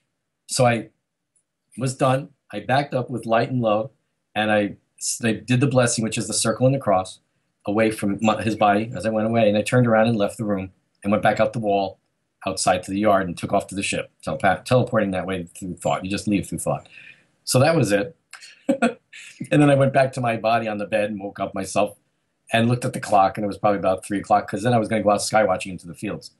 So Ralph calls me the next day, and he says, did you come over last night to do that thing on my forehead? I said, yeah. I said, you were going to be taken to the ship last night. Well, he says, Mark, I was not asleep. I couldn't fall asleep, but I was laying there, and I felt some energy enter the room. And I thought, oh, that's nice. It feels pleasant. It was friendly. And he said, then I felt somebody was near me, and I felt tickling on my forehead from the energy. And I tried to open my eyes a little bit. I said, oh my gosh, that's when I saw you. I thought you were twitching your eyes. He says, yeah, but what I did is I opened them a little in a squint, very faintly, so I can see if somebody was there. And he said, I saw a tall being in a spacesuit in a transparent form. Like I could see you, but I'd see through you, but see you. And I said, you saw me? He described me. He said, you had long hair and you big eyes and the ET look at myself. So he said you smiled and you did a design or something in the air, and then you turned around, you walked away and went through the wall. And I said, oh, I did the circle and cross projection. He couldn't tell what I was drawing in the air because I drew it very fast. And then when I finally went over to meet him physically in his body, meet him like the next night, I went over to his house. I brought my book with me that showed the drawings and illustrations of the ET friends and all. And he pointed directly at me. He says, this is what I saw in that spacesuit with that long hair and all that love you guys have. That loving energy was all around. But he's the second person, or actually third, that saw me and got to see me, but recognized who it was. Another lady I did that with, I went to a hospital. I never met her. I was going to pick her up the next day because I was doing a friend a favor. And she was in the hospital for something like diabetic thing. She was there, so she was leaving the next day. So I talked to her on the phone, and she said, "Oh, can you come over? Would you send me healing?" I said, "Sure. We'll come over and send loving light at you." Well, I go over probably around 12 midnight our time because I went over to do that before I was going to go sky watching up in the fields. So I went over and laid on the bed, projected to her room in the hospital in Peekskill at the time. I had never been there before, and I don't know what she looks like. And so I went there and stood at the end of her bed and did this energy, holding my hands up, sending loving, healing energy of light to her through Christ, through Yeshua, you Creator. And I saw her twitch her head. And we don't want to disturb the soul, so you kind of back up, right? So I went, okay, maybe she's waking up. And then I just decided, that's all, I'll just leave from here. And next day when I talked to her, she said, "Did you come over with energy?" I said, "Yeah, I did." She said, "Well, I was laying there with my eyes closed. I wasn't asleep, but I was laying there with the light on because I saw the light was on. I was confused by that, when that was on." And she said, "But then I felt somebody at the end of the bed." So I turned to look, and I opened my eyes up. I could see a giant, tall being, over 7 feet tall, standing at the end of my bed in a spacesuit with the hands out, sending me love and smiling. I said, "Oh my gosh, you saw me?" So when I got to her in the hospital, I brought my portfolio and I had the sketches. And she immediately goes, "That's the person that was at the end of my bed." And it was my own self-portrait. So she goes, I said, "Well, yeah." So she goes, "Can I go out to the ships with you?" And I said, "Yeah, we'll come for you. We'll do that." So she remembered. And she's now probably passed on because she was back then in her late 70s, and that's 1976, 77. Mm-hmm. I don't know if she's passed on. She moved away, but her name was Winnie. But her friend has passed on too. So, but that was two people plus my friend Georgia, who's on the other side. She remembered being out of body with me when we took her. And I told her to program herself, and she did. And while we were out there, she was meeting an ET who teach her, a different type of being, looks a little different than a human, beautiful beings. And he's a master teacher, so she wanted to learn something on one of the classrooms on the Arcvanas. So I took her over to him, and he opens the door. The door opens like Star Trek, goes open like that. And he's standing there, like welcoming her in. And she's all excited. And then I said, "Georgia, look at me. Look at my eyes." And I'm about 7 feet, I guess, right? So she's looking up, and she goes, "Yes." I said, "Look at my eyes and say, I will remember. I will remember. I will remember when I wake up. I remember everything I see, smell, taste, feel, and touch. I would call everything when I wake up. Say it to yourself 3 times. She says, "I'll remember. Don't worry, I'll remember." I said, No, say it the way we just said. Look at me in the eyes. I'm programming you. Remember this, I will remember. So she did it. And she says, "Okay, I've done it." And I said, "Okay, now go to your class and have fun." So after that, I left and went to work on the ship. Next morning, she calls me and she goes, "Mark, oh my gosh, I remember everything. You stopped me. You told me to look in your eyes and remember." And I said, "Yeah." She goes, "Well, I remembered everything, including the bridge we walked over in the ship with the stream of water." And I should tell people there's lots of things you wouldn't expect on a spaceship. Don't think Star Trek when you come to our ships. You have to think planet ship. Holodeck. Holodecks beyond. It's like beyond. I couldn't even explain to my dad in the 50s when I saw the ETs when they took me on the ship and they showed me 3-dimensional dinosaur, a baby brontosaur, or what we call Apatosaurus now. And I walked around it. I touched it. I was 5 years old. And it was reacting to me like a dog would react to you petting it, and it would look at you. And I understood it was not a real dinosaur, but it looked and acted like a real dinosaur. And they telepathically told me, it is basically real right now, but it's not a real dinosaur. but it's manufactured actually from actual dinosaurs, so it actually responds like one. And so when I told my father at that age, I said it was a picture, but it was real, and I could walk around it and touch it. And as the things got, as that was 1958. Now, we didn't have holodecks, we didn't have holograms or any of that. But as time went on, in 1978, Phyllis had a hologram of a little statue fairy in a medallion. So I took that to my father to show him, this is a holograph, but look at it in there, you could see like around it a little bit. I said, this is close to what I saw in the spaceship, except mine was three-dimensional and I could touch it. So when Star Trek finally came out, right, with the holodeck in the 1980s and all that, I was able to tell him that is as close as it'll come to the actual walking around this being, this little ET being or a dinosaur, whatever you saw, they could project these things. And this is how they form communication with people who are not understanding telepathy sometimes. They just don't understand, or it's easier for them to understand an actual moving picture. So they'll show these diagrams of actual beings or ET beings from other places to show, like we would today, or Star Trek might, a holographic image of an extraterrestrial in 3D form making a circle, let's say, and they'll say this is what that person being looks like on that planet system. So then that was the best I could do at that time. I could only say a photograph that was 3D, I could walk around and touch at that time as a child. And this is what they do. So I went off on that for some reason. And I guess it's to say that these ETs that also manipulate people with abductions, we want to program not this energy around them. We want them to understand that they can be protected because their fear calls that type of stuff in. And when people had lectures in the past used to ask me questions about them in the 80s, I'd say just don't concentrate or think of these beings, because by thinking of them, you draw that energy towards you. The same as with fear, negativity. Oh, you're looking at the Repeaters book, which Tim Beckley created.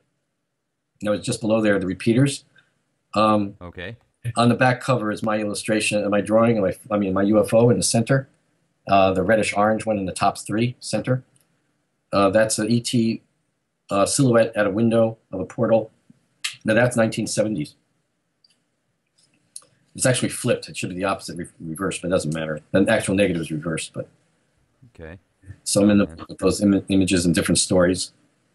I've seen UFOs that look like Adamski's UFOs physically appeared, crystal ships. They look like crystal. They're not the German-looking type of clunky-looking thing, but they're a crystalline ship, very beautiful. And they have orbs at the bottom that are used for balancing negative frequencies or working with the static energy of the field ship. You've seen the types that look like the one next to it, like orange, red, yellow. They morph into different shapes and color. And the plasma fields around them like that, or ionic energy field, they call it. We have so many different types of ships that are visiting. And many are ancient ships, and they're just still going because they're on those higher dimensions. Oh, we tried to unplug it. Oh, that sounds like an old phone. It is. I'm so sorry. When I do Skype, I unplug the phones, and I totally forgot today because when we were having trouble getting on I was not paying attention to that. Oh, no problem. So I was still talking. So I was still talking to Phyllis. She was at work. But I got to say, Marc, this has been just great to speak with you. I really appreciate you coming on the show with us, and it's been nice to talk with Phyllis as well. Definitely like to have you, on the show again sometime, and maybe we could talk about the elemental type and also some more of the experiences you had. This has been great. Oh my gosh, it's been so many experiences you wouldn't believe. I'm into cryptozoology because I've had enough cryptozoology things like Bigfoot, creatures in the lake, things I've seen. I mean, beyond, like, unbelievable. If you're into cryptozoology, whoa. Oh, yeah. We could do a whole show on that. That'd be great. Oh, we saw Bigfoot so close up, like within 5 feet, because we were in our car. And we were driving down to North Carolina late at night, probably around the Virginia area where there was a lot of woods. And we saw this thing blocking the sign, a big green reflector sign. And we said, what are they, leaving the trees blocking the signs like that, right? So we're getting closer. We realize this is not a tree. We can't see through its leaves. It's like getting denser.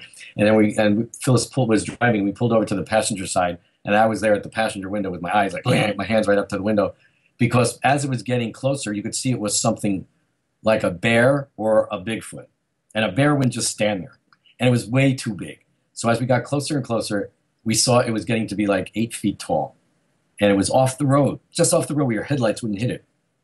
But if you pulled off the road, there wasn't an area to really pull off except 3 feet.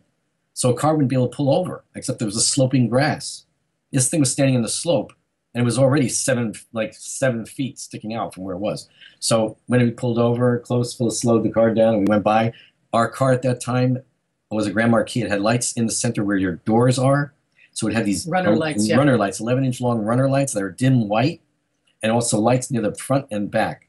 So as it passed in front of the creature, the being, let's say, the beautiful being, the light of the car lit it enough that we could see it in the semi-dark. You could see its features, and its eyes were so benevolent. Telepathically, I said to it, "We love you." And I said telepathically, "Stay safe."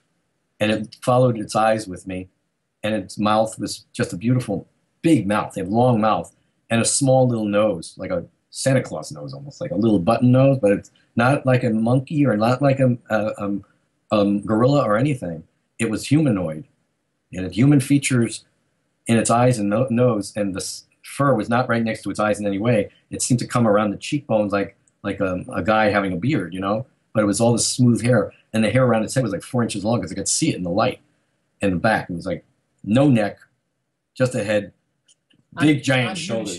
Right. We were like, whoa! Hands were straight down, but you couldn't see below the waist because it went off to the slope. It was in the grass on the slope. So what we saw was like belly button up, I guess you'd say, of the tummy. But again, it was covered in this hair, like dark brown. It freaked me out. Black. But it was benevolent looking. And, you know, it could have reached over to the car. That's how close we were.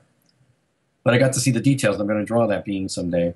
And, but I know they're telepathic, so I've heard them. We've heard them. We went with our Skywatch with our investigators in 1979 to the fields in New Jersey where Wanakee Reservoir. The UFOs came, but before that happened, we were in the woods, 1 in the morning, and probably an hour in, when we heard the weirdest call from the woods far, far away. And we all know animals in the woods upstate, and the people with us, one of the investigators from New Jersey, policeman like that, he knew New Jersey animals because he knew about hunting and all that stuff in the woods. We all knew that this was not something that we've ever heard before, and all of us went, Bigfoot.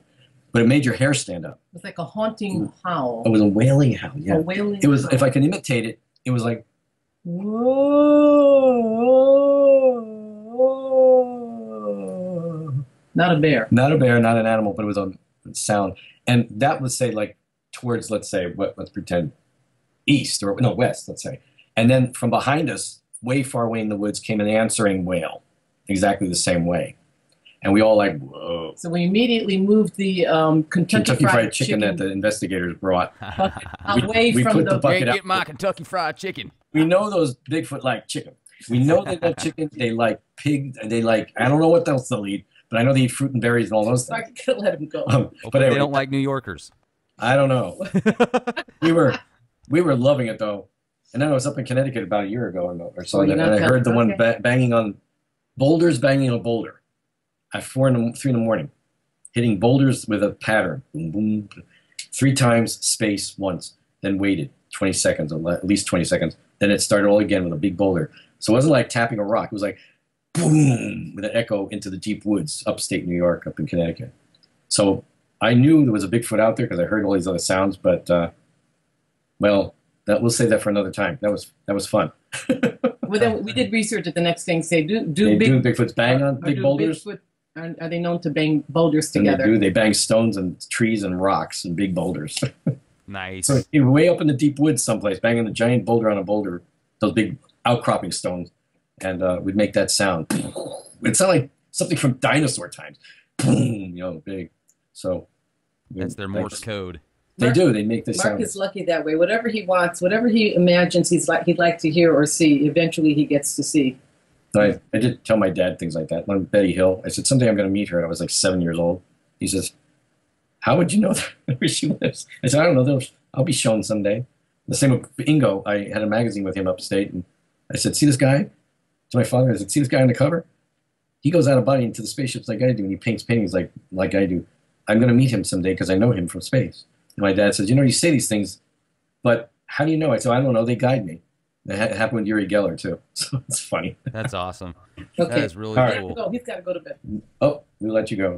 Hey, Mark, it's been a pleasure. Hopefully we'll have the opportunity to speak again sometime. Thank you both for coming on the show with us. It's just a real treat. God bless you, God man. bless you. Yeah, we bless Definitely. you. Thank you so much. It's Stay been an positive. honor. It's been fun. Stay positive. Absolutely. Yeah, absolutely. And God bless you guys. I mean, what you do is incredible. You're sharing this with the world. And do me a favor, if you would, Mark. Next time you talk to your friends in space, tell them to stop by and pay me a visit. I'd love to take a quick trip up into the Milky Way real quick and see what's out there. They can drop me back off whenever. And I will email you. You'll have to email me a few things. Like, I know you don't want to be too, not on the air, but I'll email you what you need to send to me that I take with me with the crew.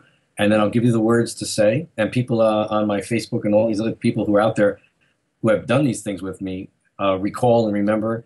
And now they're having some experiences on their own with their meeting our friends and remembering certain things. There's a way to program for remembering. And that's the thing I help to teach people with too. And I will do that for people who ask. And again, you have to cleanse yourself. If I at least get you to the ships around the planet Earth, they're the teaching ships. If a person is a smoker, they'll still get out there. You know, it's not like the higher realm ships. You can't go past certain levels of frequency with certain things in your energy field. And that's why I try to help people detox, cleanse. On our website, we have some things on that detox or my emails. You detox your body, cleanse the heavy metals. You want to not be an alcoholic and drinking all the time. And don't be smoking and doing lots of drugs or any of that stuff. And cleanse the thoughts. So all this happens. And you can do this to the next levels beyond the seventh. But at least get you to the fourth, fifth levels of the frequencies around the Earth and the ships around the Earth where they are there set up for people to train or learn things out of body. And from there we can help you with other things. But I mean, those at least are get you to those ships. those are still considered the heaven realms. Heavenly realm ships. They're heavenly realms. Yeah, they're in the fourth level and up at fifth. And nice. I know it's so much. Beam me up, Scotty. Right on, man. This has been just a real treat, Mark. You both have a wonderful evening. I know it's even later where you're at because you're in New York, so it's almost midnight, and we'll talk again. Give some more positron. Okay. We take people in England in 78, 6 people remembered. So you've got hope. We can do it. There's hope for you. We can do it. Okay. Nice. Right on. Well, you guys take care. It was great talking to you. Take care. God bless you. Adne Vasuparagas. That means blessings and light and love in the infinite reigning creator. Oh, thank you so much. Right back at you. And also for our audience, everybody that's had an opportunity to listen to the show, make sure to check out Marc's website, intergalacticmission.com, intergalacticmission.com. Just a ton of awesome pictures on there. Follow you on Facebook. Well, you can follow us on Facebook too. There's something there. Because sometimes there's our site is a little bit corrupted. You might go if you go to the site from Marc's Facebook. What is your Facebook? You just go Marc Brinkerhoff. Marc Brinkerhoff on Facebook and become a friend.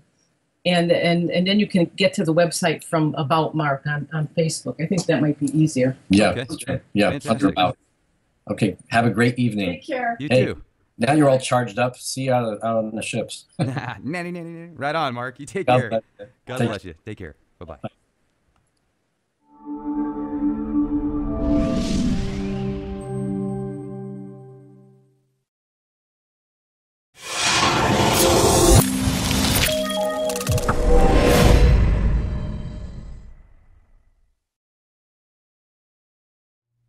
Ladies and gentlemen, thank you very much for joining us this edition of Leak Project. I'm your host, Rex Bear, and tonight we have guest Marc Brinkerhoff. Now, Marc is a rare contactee because he's actually been making contact with extraterrestrials since the 70s and considers himself a conscious channel and walk-in. He is a self-aware aspect from a highly advanced dimensional universals. He is able to often call in interdimensional extraterrestrial craft to be witnessed and photographed. He is a featured contactee in the award-winning film by James Cameron, The Hidden Hand. Marc's presence in the film provides the benevolent aspect of human ET interaction. Marc is here as a reminder that we are not alone and never have been.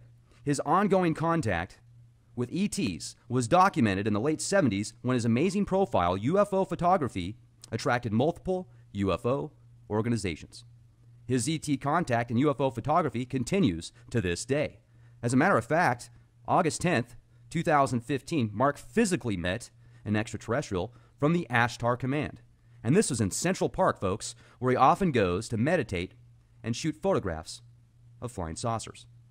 The ET's name is Balthon, but did not reveal himself as an ET until a week later, though Marc suspected something was odd about this young man Now, minutes after Balthon left, Marc was teleported onto one of the Ashtar Command's light ships and lost approximately 24 minutes as documented in his photographs that day. Now, if you'd like to know more about Marc, check out his awesome website at intergalacticmission.com. Marc, it's a pleasure to have you on the show with us here at the Leak Project. How the heck are you? Oh, we're great, Rex. Thank you. Marc and Phyllis here. Hey, Phyllis, my wife. Hi. Hi, Phyllis. Certainly nice to speak with both of you. I appreciate you both spending some time with us here. I know you're very busy. And one of the things I was hoping we could do before I start showing some of these amazing photographs that you've taken along the way, tell us just a little bit about yourself, a brief description about both of you guys, and kind of when you first started making contact and if it was actually physical or mental at first. My real contacts have started ever since I was a young child.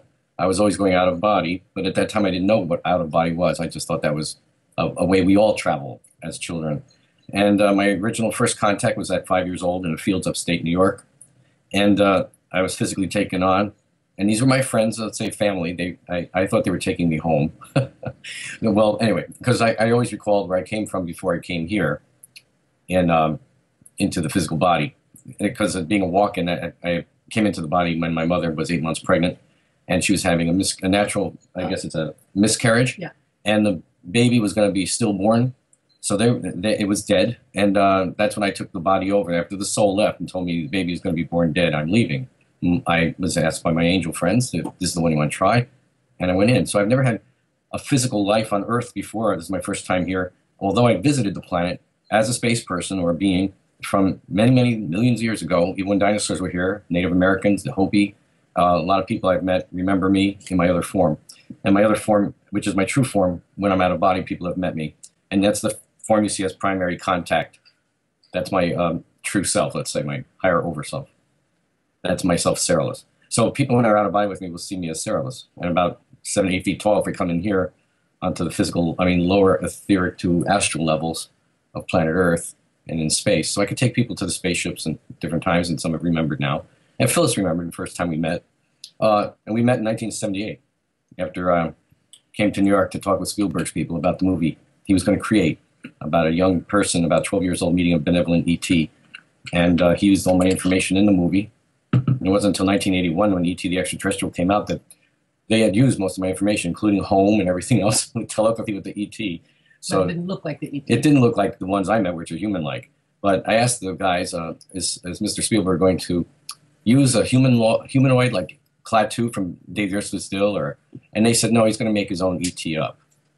So that was, they taped recorded me back then. So that's how I met Phyllis that day. I was in New York City. I was from upstate New York. And my crew friends, I'll say my ET crew friends, told me to make a phone call back to the people here in New York. Tim Beckley. Tim Beckley, who's still a good buddy today, to this day, Tim Beckley, known as Mr. UFO. He originally wrote many of those UFO magazines from the early 70s and 1980s. So that's how they told me to go call them back, call him and Harold back and say thank you.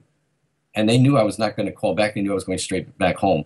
But I made the call, and Harold answered the phone at the time, and he said, oh, we know you weren't going to come back or call back, but we're so happy you did because there's a woman here waiting for 3 hours, hoping you'd come back, call up, or maybe visit, so she wanted to meet you. And all the hair on my arms and neck stood up because I had had a vision of Phyllis back in 1976 in Florida in a car. And this day when I met Phyllis, it was the person that was sitting with me in the car because I always knew this person I was going to meet was going to be my best friend, who I could share all this information with and not be made fun, because I was never able to tell the truth about everything with people I knew. So that day we met, we've been Pretty much together better, ever since. best friends, good friends ever since. And Married. 1978, we got married in 86, but we've been together since 78. Oh, that's great. And she remembers going out to the ship and seeing our friends and ETs. And Yeah, and I even met Belthon out of body a month or so after you met him physically. Yeah, she met him out of body, and I was there. What was that like?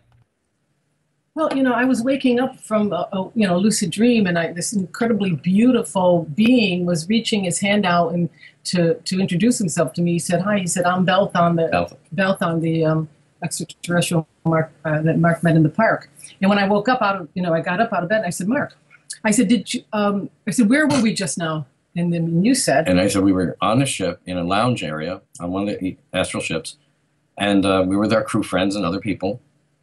And Balthon introduced himself to you because I was standing about the equivalent of Earth diameter, let's say, 8, 9 feet away from them, talking to my other friend. And he walked over to introduce himself to Phyllis. And when you're out of body on the ships, you're in a spacesuit usually, unless you're in casual clothes on Earth. You know? And all I can say is he was gorgeous, and his energy was incredibly beautiful, just like you call him an ascended master supermodel. Yeah, when I met him in the park, I knew something was up, but they were buffering my consciousness, let's say, to push things that I was thinking right now into the background to test me, to see how I would react. Meanwhile, intuitively, I knew something was there. He was not an Earth person. I just knew it. I would say an angel Earth person because his skin was pure smooth, not a pore to be seen, not a pimple, not a blemish, not a wrinkle. And his eyes were larger than human eyes, and they were this incredible, nice, medium sky blue, very beautiful.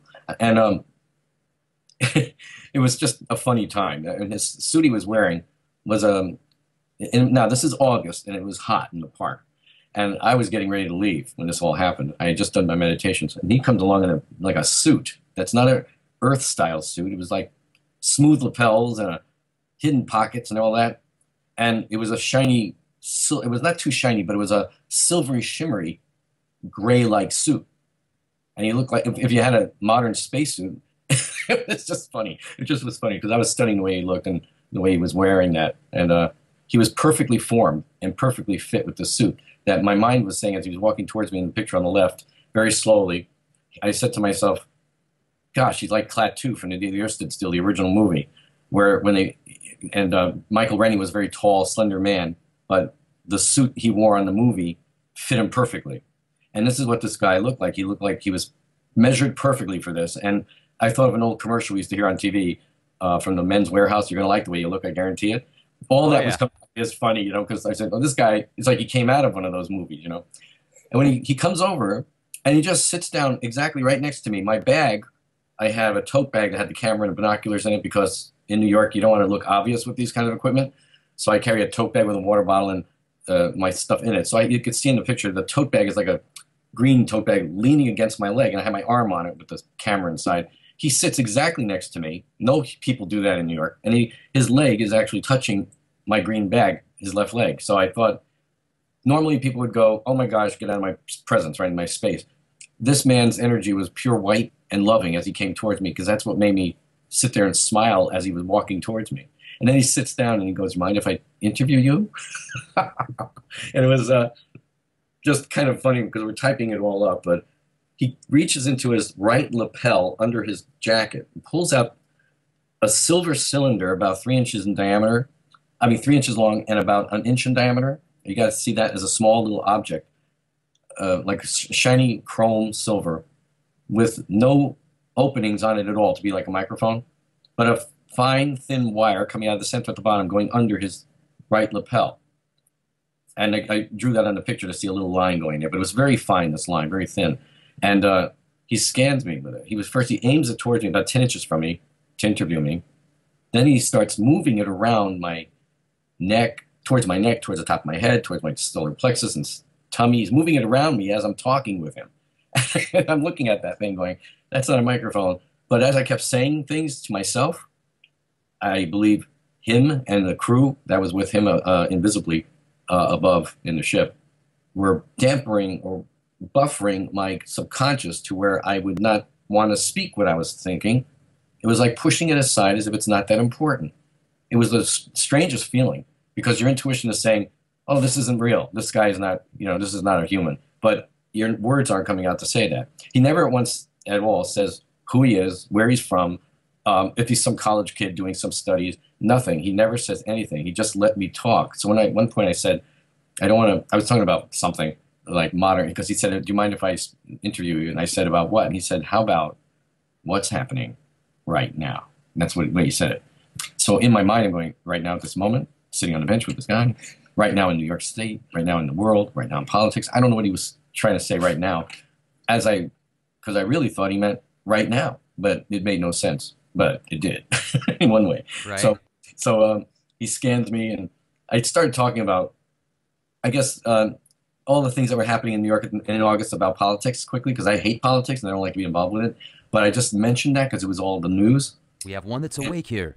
And all he did is smile with his beautiful teeth, like the teeth you wish you had, and shook his head lightly up and down like yes, yeah.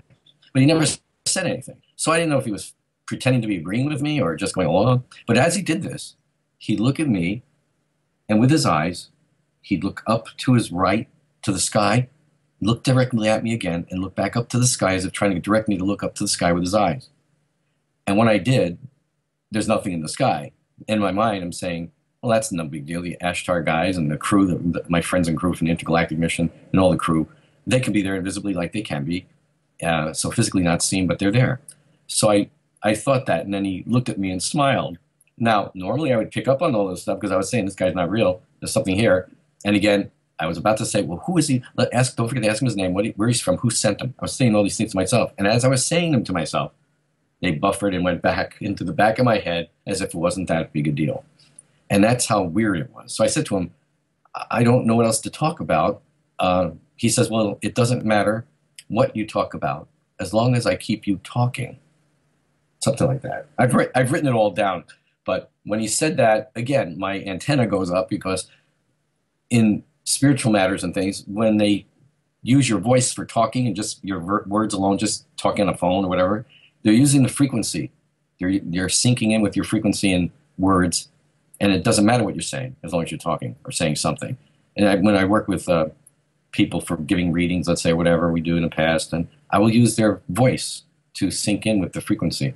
So when he said that, again, my antenna went up that this is something not human, but then again, it buffered me. So at one point he says I suspected and vibed he was going to be leaving soon because these people, when they come in like this, they don't stay long. If they're not near their ships or if they're not carrying certain things on their body or spacesuits to hold them here if they're etheric levels. So they can walk physically for a while, but then they leave. And this has been my experience with all the ETs when I've met them in fields. If the ship is nearby, they can stay longer in the field of the energy of the ship. So he gets up to leave, thanked me. I mean, it goes on. I think I even wrote down in the website what he said, but he thanked me. And he says at one point, he says, well, I said, I hope I helped you with what you needed. I didn't know what it was. He says, yes, actually, you did. And that's what I get for trying to be a journalist. And so I said, that's weird. And he smiled. He kind of like made a laugh, like, that's what I get for trying to be a journalist. And I said, well, I thought you did pretty good, even though he didn't ask me any questions. He just wanted me to talk. And then he says to me, well, I have a totally different job. When he said that, he smiled and he made a little kind of, I have a totally different job. Telepathically, I said, yeah, space pilot, right? In my head, I said those things to myself. But I reached up to him, and he had big hands, big kid. He looked like he was 28 if you put Earth years on him, but I know they're older than they look. And I said, thank you, and God bless you on your path. Have a good day. And he reached down, and he says, God bless you. And he gently took my hand, and he gently went up and down twice, very, very softly. Now, a big guy like that, you think the men of Earth would take your hand and hold it and shake it. This guy didn't do that at all. In fact, the way the handshake in space is quite different than Earth. But he was being kind to do that for me. Then he turns and leaves, and he walks in the slowest motion ever. And that's when I was going to take his picture. He got about 5 or 6 feet from me, and I thought, I'm going to take his picture. And that's when I telepathically heard, don't intrude on his energy. So I didn't, and I followed him.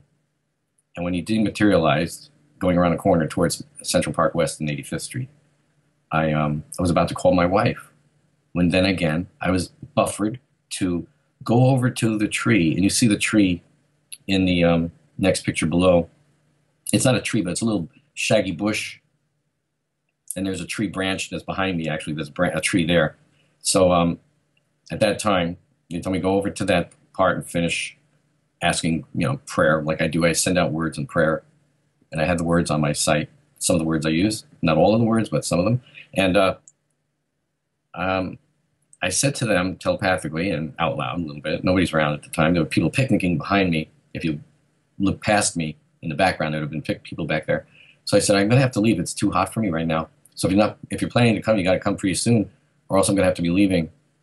And I had the green bag there, and I heard, look up to your right, telepathically. So I looked up, and that was a little cloud, And out of the cloud came a silver, shiny, sparkling spaceship that looked like I say the Star of Bethlehem because it looked like a cross star. It was just shimmering with light so bright that there's nothing I've seen this bright.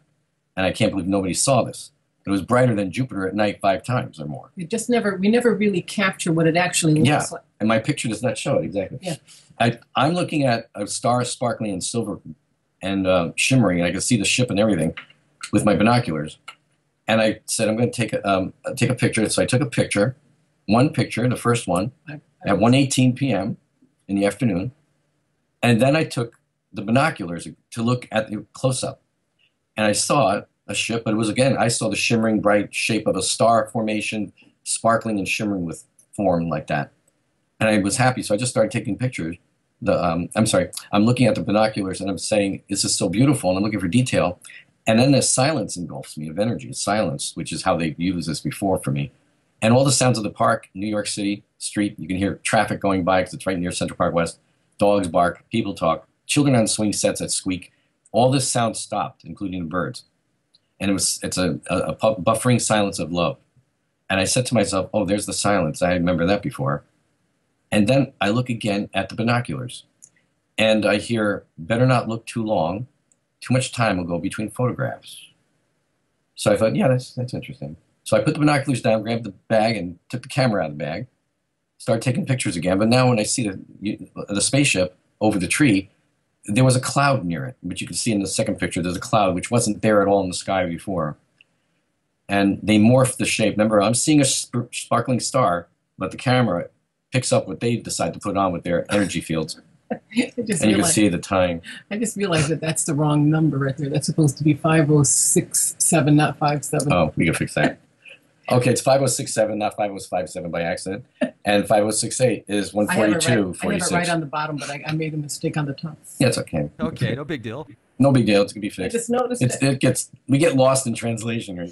Okay, keep going. But you can see there was the 24 minutes missing from frame 1 to frame 2. But when I take pictures, I take them in seconds. I keep snapping the camera.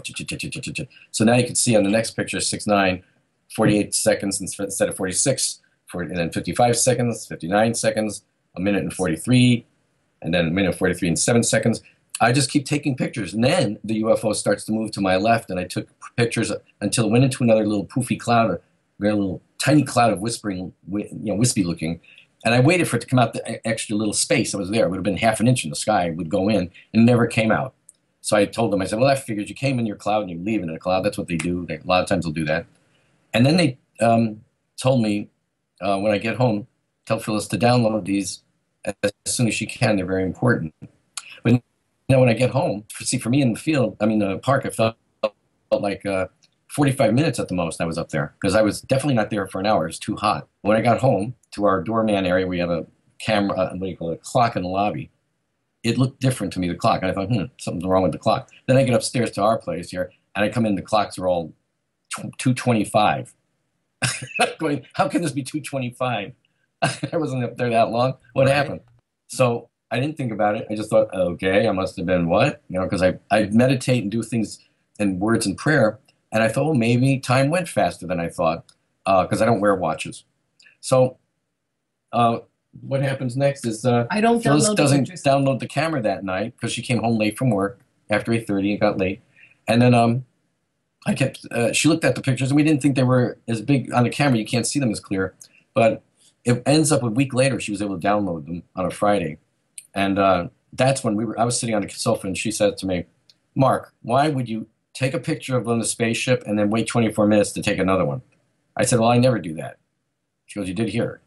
You got to see the time. I said, nah, come on, 24 seconds. I had to put the binoculars down, pick the camera back up. She goes, no, it's minutes. And then I remembered they engulfed me in silence, and that's how they've done that before. So when I looked at the pictures and saw the actual timing, it white flashed my brain. They white flashed me because they were saying, we told you to download these sooner. And they were important. And so what they were saying to me, it was like they hold a little joke for me like that. They do things like that. Is that because Phyllis couldn't be with me that day, and she was working, they wanted her to discover this because she's the one who downloads. She's the camera person. She's the computer genius with all this. And she makes all the pictures, so she sees the real timing and puts them on the film, on the website.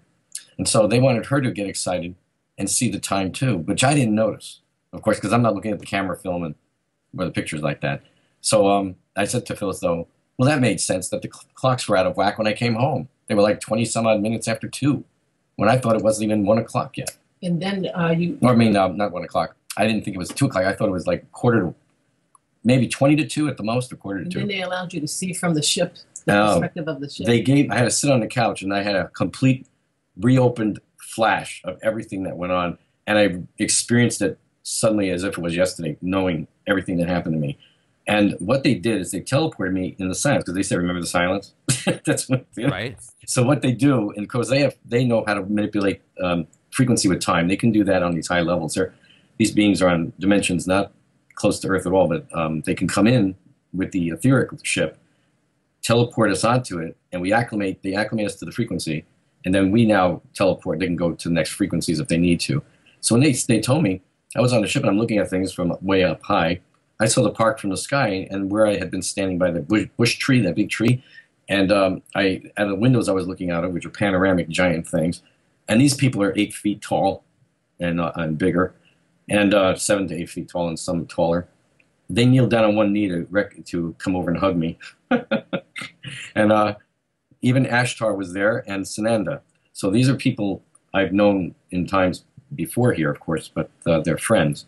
And so Ashtar gave me a hug, and because I had a lot of people asking me questions over the years, saying, "Is he a real person, or is he just a being only in the space realms higher up, or is he real?"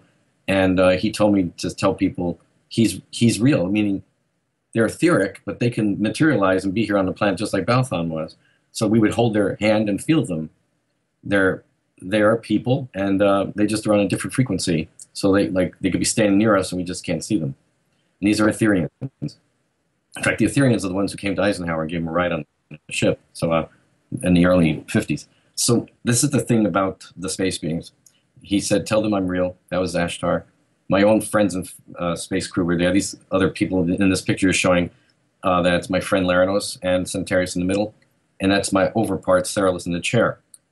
When I'm out of body, I'm in an aspect of my form, the higher self form, and I can meet with my overpart, which is what I try to teach people to do in our teachings that we do here. And we've had success with people meeting their overselves or higher selves as well, and being on the ships to remember. And this is what I came to help with, and was help to awaken up the galactic souls on planet Earth, which are all universals. But you see, everybody's an aspect of their overself on different places. You might have an aspect of yourself as a female or an androgynous being, like these people are most of the time, and you might be in another galaxy, another dimension, yet you're still here as Rex on planet Earth at this time. And you can be out of body, astrally traveling, or soul travel as we call it, and you can meet up with these other aspects, but you can meet them on these ships when they are allowed to arrange that.